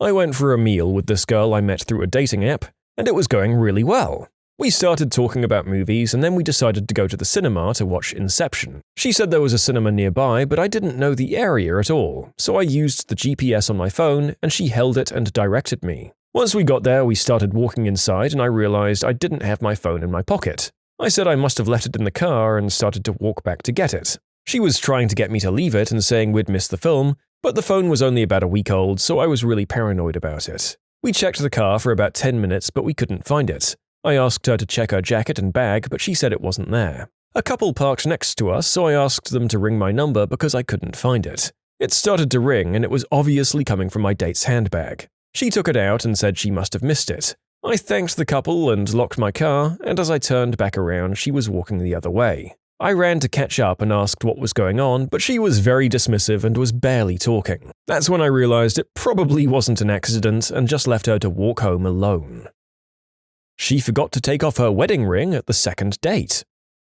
She asked if I had any love interests still in existence. When I said no, she said she didn't believe me. She told me she wanted to travel the world and see old friends, who all seemed to be guys, and thought that I, as a lawyer, should work and pay for her travels. She was insane. She also offered to do the deed in her car in the first 5 minutes of meeting. No second date for you. When she said, "I'm so glad my fiancé is still deployed," I noped out and left her with the bill for that dinner. You know, say what you will about these people, at least they're open about what they're doing. Maybe they're making sure at least these men they're meeting are aware? I don't know whether that's honorable, but it's sure preferable to leading 6 months of a delusioned but happy relationship and then getting absolutely mauled by an angry Navy SEAL coming off their tour. So thank you, honest cheaters. Teeth as black as the night. She didn't have any diseases or syndromes, but simply no time to brush her teeth. For the record, her photos didn't show her teeth. If I ask you a question or try to talk, please reciprocate. I hate that I feel like I'm supposed to use up an arsenal of questions that will only get a brief response in return. I met her at a hospital. I was an ER patient for a hand wound and she was a phlebotomist. I asked her out to a movie and then dinner. We had a really excellent talk about comics and movies. We were getting to know each other and flirting. It was clearly a date. At the end, when I told her I'd like to do it again, she said her fiancé probably wouldn't be cool with it a second time. Here's a text conversation we had the day after the second time we went out. First time we hit a couple of bars, so we were drinking, which probably made it more bearable. Decided to give her a second shot with a beach date, but it sucked. Pretty much, she was just very negative and argumentative about almost anything I said. So I said, "Hey, thanks for driving yesterday. Anyway, I don't just want to ghost anyone because that's pretty mean, but I don't think we really click. Good luck with your move."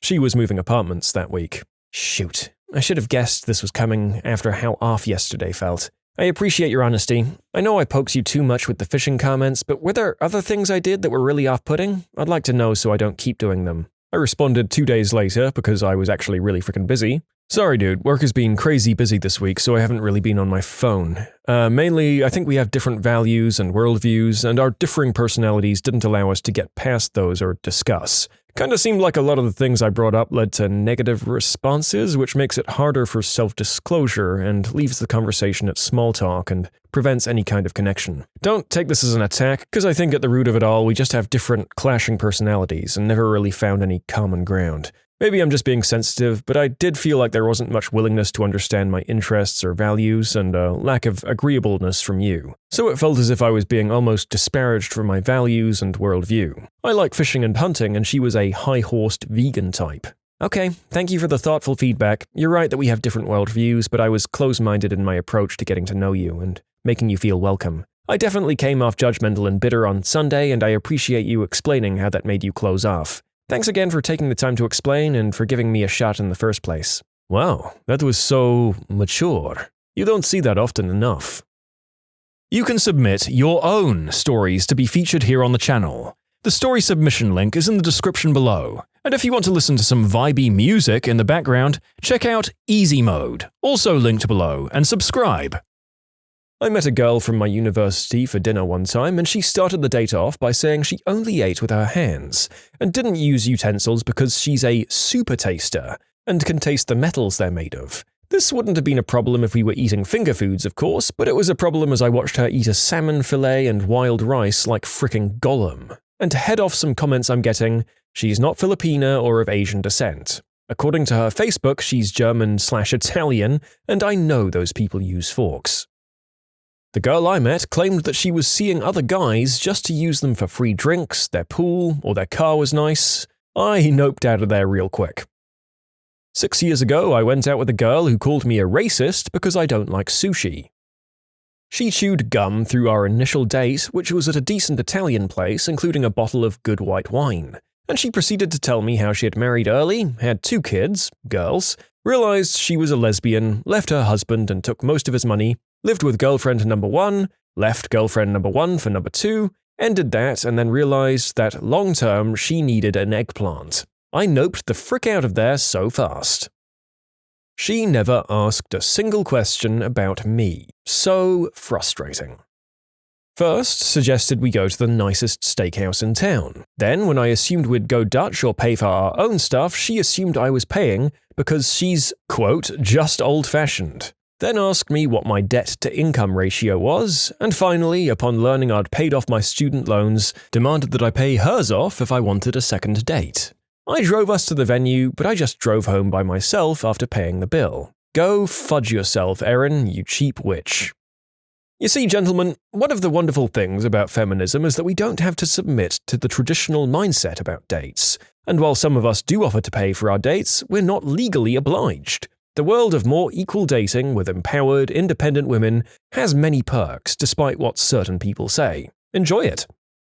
First and only date with a girl I barely knew through some friends. I drove to her house, she got in my car, and smelled like she'd just dropped a massive turd but forgot to wipe. Went to dinner, I barely ate. Made an excuse to end early, dropped her off, and drove home with the windows down in the middle of winter. Pregnant, but no worries, the father is locked up. I was 32, she was 35. She showed up to dinner high as a kite. Dropped the C word several times, loud enough for people around us to hear. She then got loaded during dinner, ordered an expensive plate and barely touched it. She also told me I'm stupid for still buying books and childish for listening to music. She also insisted I had to take her out 2 to 3 times a week minimum. It was also implied she'd be moving in with me in the near future. She was unemployed and living at home, which honestly didn't bother me. The whole jumping into the deep end thing did. 20 minutes into the date, I text my friend, "Holy crap, turns out she's awful." She didn't say anything. Like, there's being nervous and then there's that. We were taking a film class together in school and agreed to go see a movie together, paying 50-50. That counted for extra credit. It became clear a few days beforehand that this was turning into a full-on date, and I just rolled with it. We were both single and I thought we could have a fun night out together. I asked if we could get dinner after the movie to talk about it and get to know each other better. She seemed excited by the idea, and I was looking forward to the night. I picked her up and she was dead silent. She was dressed to the nines for a casual date and was clearly nervous. I did my best to break the ice and run the conversation, and the best I could get out of her was a nervous chuckle and, yep. After the movie, I asked if she still wanted dinner, and she said absolutely, and then proceeded to watch me eat dinner while she stared at me. When I dropped her off at home, she told me she had a really nice time and hoped we could hang out outside of class again. I told her for sure, and we said goodnight. She flat out never said another word to me in class again. A year or so later, I ran into her at a party and asked her what the whole deal was about. She confessed she was so gosh darn anxious that she had no clue what to do or say. Apparently that was the first date she'd ever been on with a guy. It's a shame too, because in class we got along really well. I was just so put off by the silence that I didn't know how to approach her for the rest of the semester. Apparently, she's a semi-professional golfer now. I haven't heard from her in years, but I hope she's doing well out there. She chewed her food with her mouth open. Always kills me. Went for a walk in the woods. She walked about 5 feet ahead of me the whole time. Would think she was nervous about walking alone in the woods with a guy she didn't know, but she's the one that suggested a walk. I don't know. It was weird. She didn't even bring her wallet to the restaurant. I would have offered and obviously ended up paying, but that level of presumptuousness was an immediate turn-off.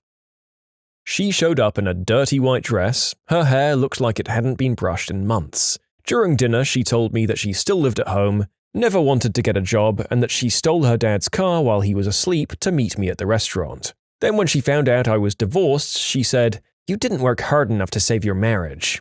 That hurt. She had no idea what I'd been through. I put down the chopsticks, went and paid, and said, "Nice meeting you," and left. She said, "So you're a mathematician. Is it true all mathematicians are virgins?" Statistically, no. Also, goodbye. We went out for coffee. She bought a bottle of vodka and kept topping up her cup. I politely asked her what the deal was, and she said she liked to party. When it was time to go, she fell over and started screaming that I had to help her up. I did. I told her to wait right there and left. She didn't even fricking share the vodka. Well, you should have at least called a taxi. I'm going to say that I don't completely agree with your actions. Nonetheless, funny story, smooth exit, thank you for sharing. She was part of a multi-level marketing scheme like Beachbody or something. The list goes on, but that was the big no-no for me. Went out with a nice girl with similar interests, but the entire time I kept looking at her teeth and cursing my sensitive nose because I could smell her rank breath when she talked and really couldn't focus on anything else.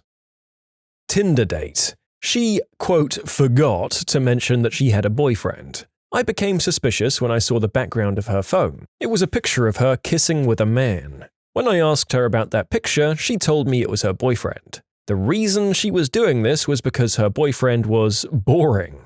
She couldn't answer when I asked her why she didn't break up with him in the first place. Told her what she was doing wasn't cool and that she needs to be honest to her boyfriend, and I ended the date shortly after.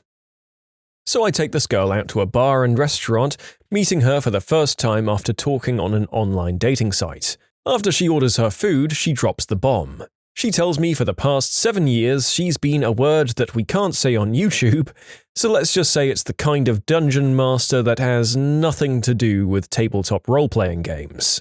So I'm an open-minded guy. I'm cool with this. She probably has some funny stories, right? Well, she starts telling me these stories, and for the first half hour or so, they are pretty entertaining. Eventually, though, I want to talk about other things. However, anytime I try to change the subject, she immediately brings it back to dudes she's gone number 2 on. It got weird. I could barely get a word in. She basically didn't take a breath for 3 hours. Again, I'm a really open-minded guy, but there's only so many consecutive stories of gags and double-sided butt toy use a person can take before even the most open-minded amongst us starts to feel uncomfortable. At one point, I excuse myself to go to the bathroom. As I stand up and turn around, she seizes this chance to smack my butt and says, "Your butt looks like a baby pumpkin. I could bounce a quarter off it and get back 2 dimes and a nickel." Keep in mind, this lady is a professional. It was crisp and painful. To put this in perspective, I was wearing thick black jeans. She hit me in the back pocket, so a double layer of denim,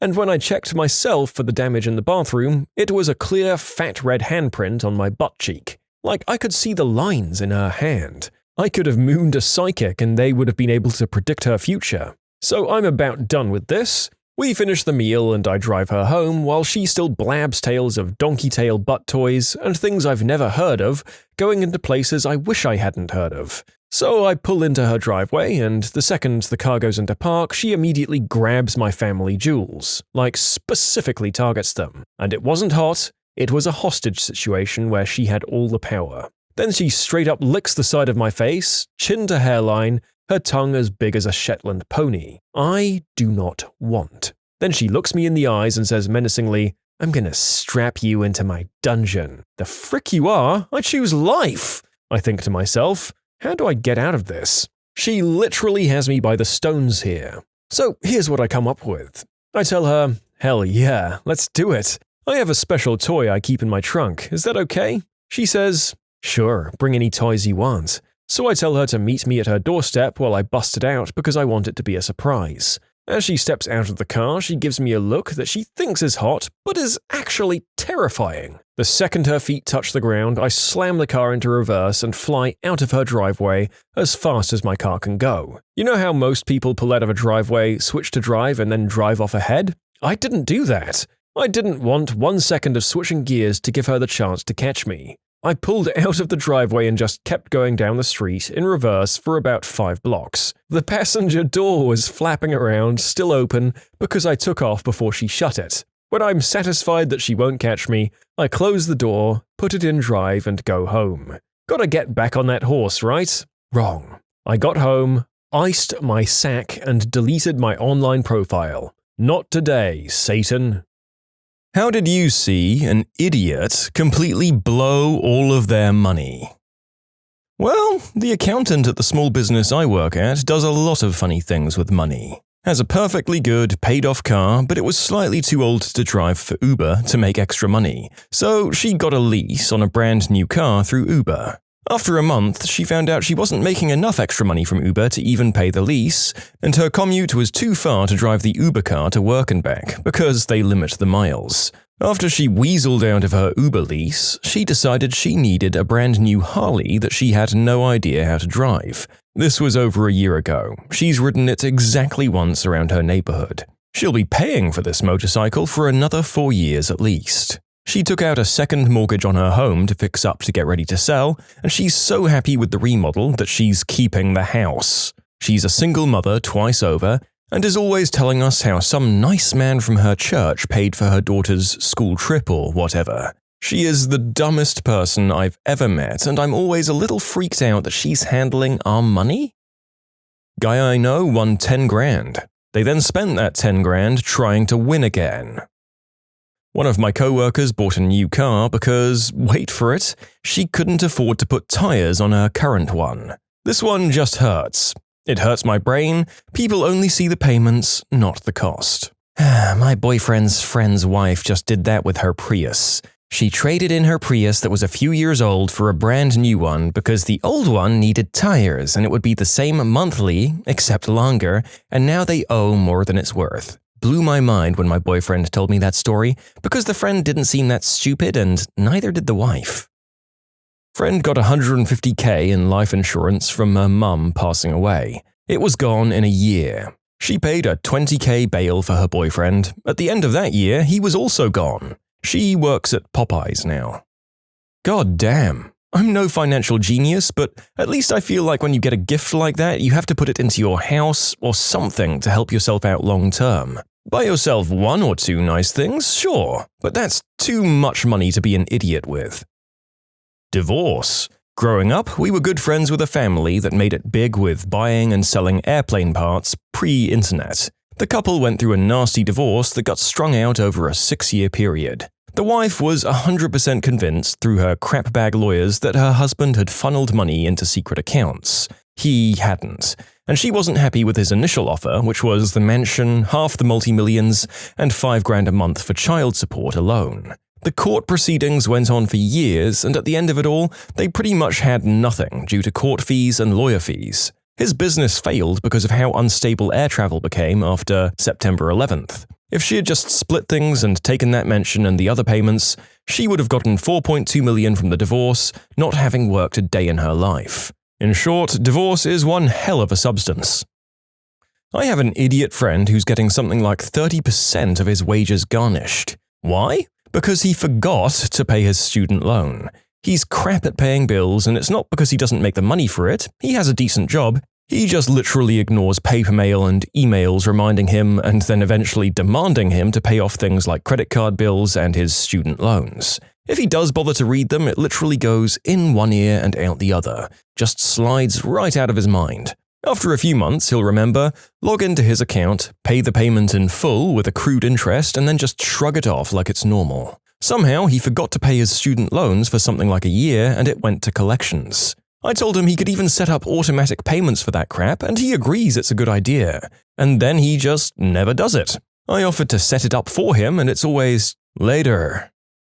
A friend at 37 who had never worked any job that paid above minimum wage inherited tons of money from his father. Despite having absolutely no experience in any of those positions or even how to run or manage a business, he decided to open up a restaurant which was a disaster from day one and closed down not long afterward. Then decided to get into photography, threw away tons of money on super fancy equipment he had absolutely no idea what it was or how to use, and never made a penny. Tried to start a DJ business. No bite. Disappeared off the face of the earth right afterwards. My brother-in-law brought a used BMW for 15 grand with a credit card at 26% APR. This is the winner. Actually, I think you'll find the bank is the winner. Yes, he's the definition of financial irresponsibility. He used to buy Gucci belts and Armani shirts. Now that he has 2 young children, that stopped and he's driving a beat-up Trailblazer. He's 42 now, lives in a bedroom he rents from my in-laws with his 2 kids and wife, and is working 2 jobs to get by. It's sad, especially for my 2 nieces, but I feel little sympathy for him because for years I lectured him about being financially responsible, but he cared less about that than the image of having money that he put out. My friend, whom I love dearly, has been driving me pretty insane. Her parents are terrible with their money, and she's been complaining for ages about how inconsiderate and irresponsible they are. How they infuriate her because they buy things they don't actually need with the reasoning of, well, it'll make us or someone else happy, so what's the problem? She calls me a month or so ago because thanks to her parents and their irrational spending habits and irresponsibility, she may not be able to finish school. She doesn't know how she'll manage to eat or afford anything she needs, and she can't get a full-time job right now either. So, she and her boyfriend, who she's breaking up with soon, decide that instead of saving their very limited money and using it wisely, they'd impulsively buy 2 puppies. I don't know the breed, but they'll be huge dogs when they grow up. They brought them from a sketchy stranger on Facebook who they don't know and who charged them hundreds of dollars for the pups. Her reasoning for getting them when she knows she can't afford them? They'll make me happy, so it'll help with the stress of not having any money. I'm still enraged, honestly. The hypocrisy, irresponsibility, and impulsivity is maddening. My friend is basically a 37-year-old child with a good salary. One month his water bill was $700. He asked me if I thought it was because his sink faucet was dripping. I said it sounded more like a broken pipe. He never found out the issue, he just paid the bill and said, oh well. A guy I worked with was always complaining that he was poor, although later I found out that this was solely due to bad budgeting and impulse spending. He was really good at his job, so I suggested that he do some freelance IT security consulting on the side. He did a job for a high-end jeweler which paid him about $2,000 for 2 days' work. He was ecstatic that he finally had enough money to fix all the problems he'd been putting off for ages, like the oil leak on his car, a new pair of work shoes, and getting his boiler fixed. At the end of the job, he was leaving the retailers with cash in hand when he spotted a high-end watch in a display case, which was $2,000 down from $3,500 or so. Unable to pass up such a bargain, he handed the $2,000 right back over and walked out with the watch. 2 days later, he was complaining because his fridge was empty. My response was, at least you can use the watch to time how long it takes you to starve. Pay their current vehicle off with savings, then immediately trade in that car and get a car worth a lot more, only to be back in deeper debt with less in their savings. This person made a lot of other stupid choices, but that's a different story. Every once in a while, my stepdad will calculate how much money he could save by quitting drinking, then decides to quit and starts spending like he has that money. And spoiler alert, he doesn't actually quit. This is the closest the narrator feels he's come to any of these. Not the drinking part, but deciding that because you've saved on something, you're entitled to spend it on something else. Dumb as all hell. And then some unexpected emergency cost comes along and knocks you further down the hole. Grew up fairly wealthy, went to a private school with lots of other wealthy kids. Knew one girl who had 2 wealthy parents pass away when she was young and lived with an uncle. She was messed up as a kid, really wild, always the first to try everything, in her own way incredibly sweet, and always protected the less popular kids. Anyway, she hit 21, got a huge trust fund. Her uncle put up a fight for the money because he knew she was going to go nuts with it. It wasn't for the cash, he had much more than her. Ultimately, he lost and she got everything. It was the beginning of the end for her. She blew through the massive wealth in 2 years, doing untold amounts of white snow, binge drinking, trips to crazy places, constantly surrounded by people using her for party money. We're talking millions of dollars here. Not a cent invested anywhere. Anyways, 2 years later, she's back with her uncle, not a penny to her name. He loves her, so of course he takes her in. Everyone who was hanging out with her for the past 2 years is gone. Everyone laughs at her behind her back. A few hospital instances where she took too many substances left her a little slow. She tries school, but it doesn't work. Her uncle gave her a, quote, job, but it's a token thing. At least she's lucky enough that she had someone to look after her in the end. My sister-in-law had a kiosk at the mall that didn't make that much money. She doesn't have another job except Uber sometimes. She has 2 kids and always takes them to eat out and buy stuff that costs beyond her means. She lives with my mother-in-law and pays next to nothing for rent, so there's really no excuse. She refuses to even slightly thrift on her kids' clothes and constantly buys them stuff like Lacoste and Ralph Lauren because image is apparently everything. Her oldest just started kindergarten this year. He plays soccer too, so she splurged on the high-end equipment, and he's not really even that into the sport. Anyway, his teacher said that in her 25 years of teaching, this was the first time she was ever instructed by a parent to make sure their kid changed his shoes before PE. I just got the news this morning that she lost the kiosk yesterday. Too many fines for showing up late to open and bringing her youngest to work with her, so they shut her down. You can submit your own stories to be featured here on the channel. The story submission link is in the description below. And if you want to listen to some vibey music in the background, check out easymode, also linked below, and subscribe.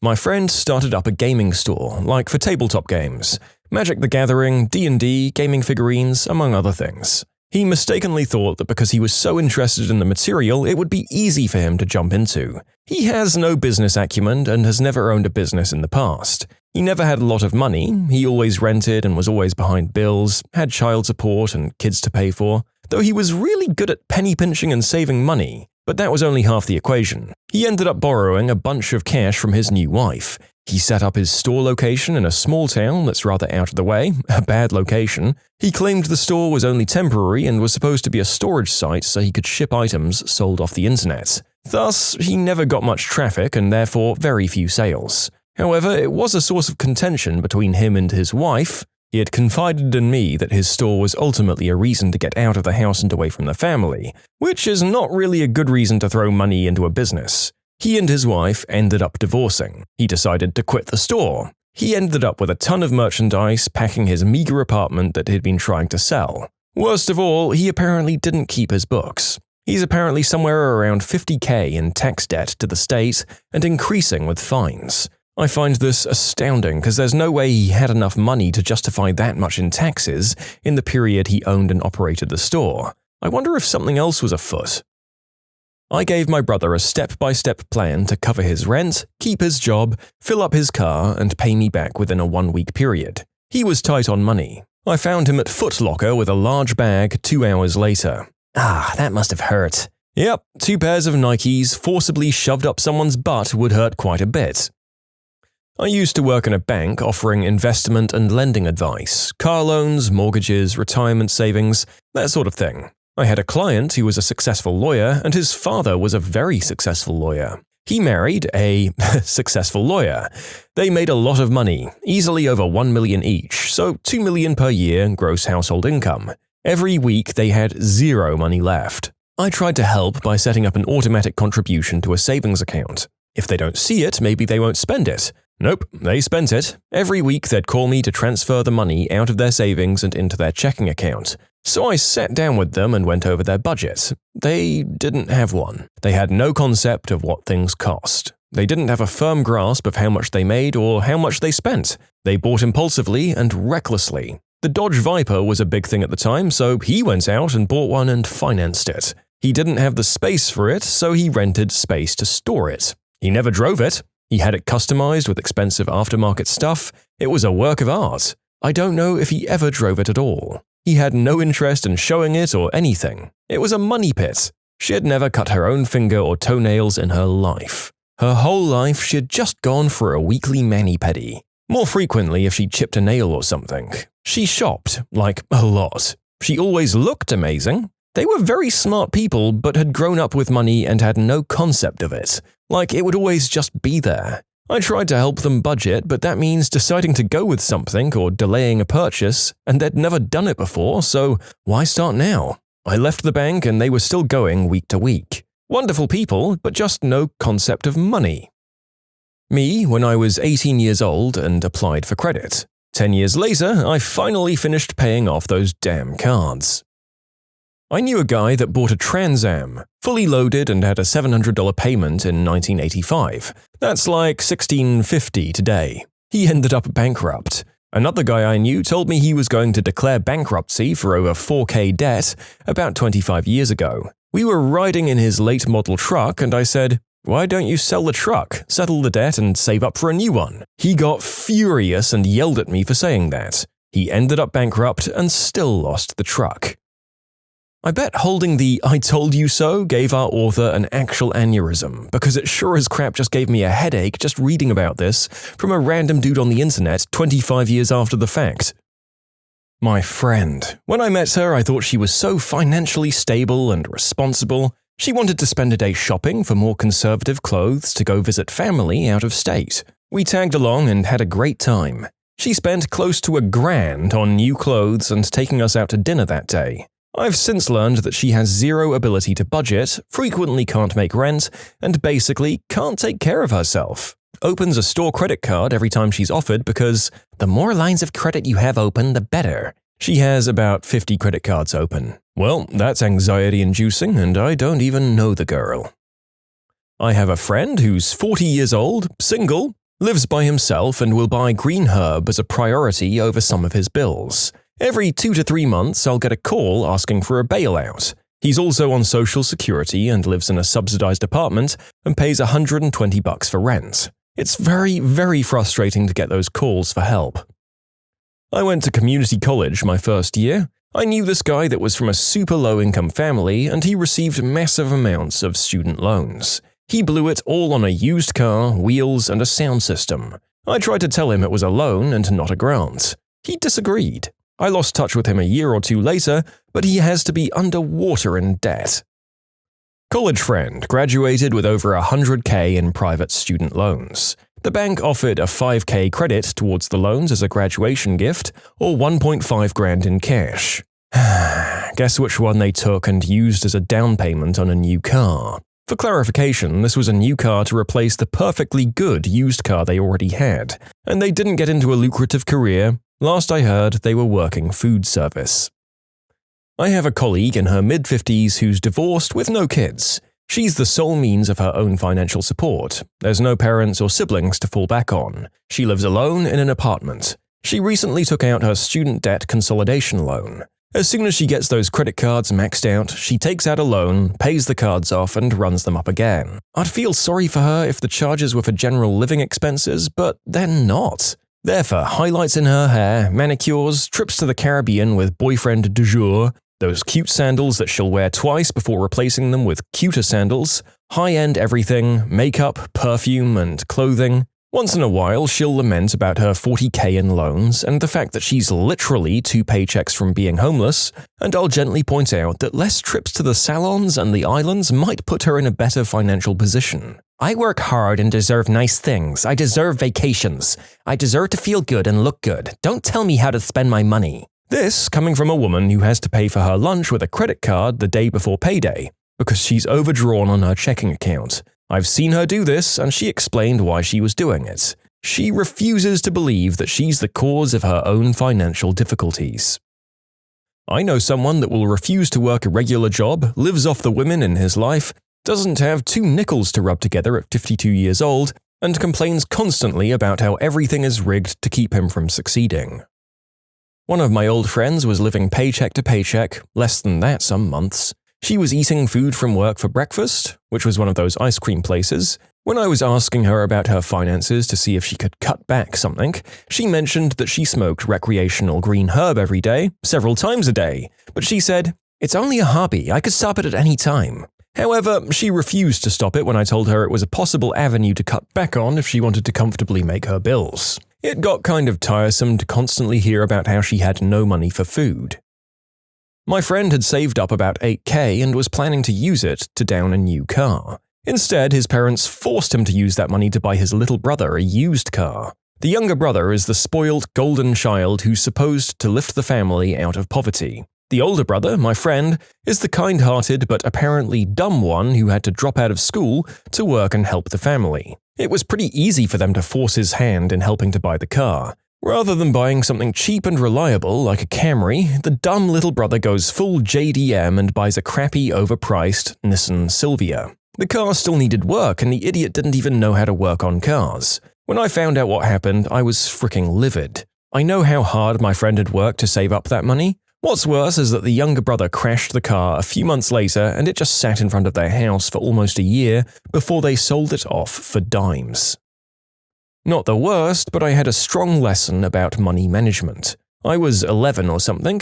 Hitman Blood Money just came out. I was hyped. I loved that series, so I started to save money right away. I was saving by walking home instead of taking a bus. I was saving by not eating candy or drinking soda. I was really close. But one day as I was walking home, I saw my cousin. He was holding an RC car, brand new. I asked about it and he said he won it with luck. He told me there's a game in the market near us. I was amazed. So you can pay $1 and spin the wheel? I wanted to try that game, and I wanted to win. I said to myself, okay, John, just 2 to 3 games. I went there and spun the wheel. And then I spun it again and again. I lost, but I still had a lot of money, right? When I realized I'd blown most of my Hitman money, I was determined more than sad. I wasn't going to afford Hitman, but I still had a chance for that car, so I spun again. Reality set in when I was sitting on the curb with a bag full of crappy candy and plastic vampire teeth. I lost everything I made in 1 month over 1 hour. I learned a hard lesson early. So I'm really grateful, but I still keep my saved money somewhere I can't reach easily, just in case. When you subscribe, make sure to hit the bell to turn on notifications. Put the playlist on in the background to finish listening to all the stories, or if you want some vibey music to put on in the background, check out easymode. If you like Am I the Genius, give Am I the Jerk a shot. Everything linked in the description.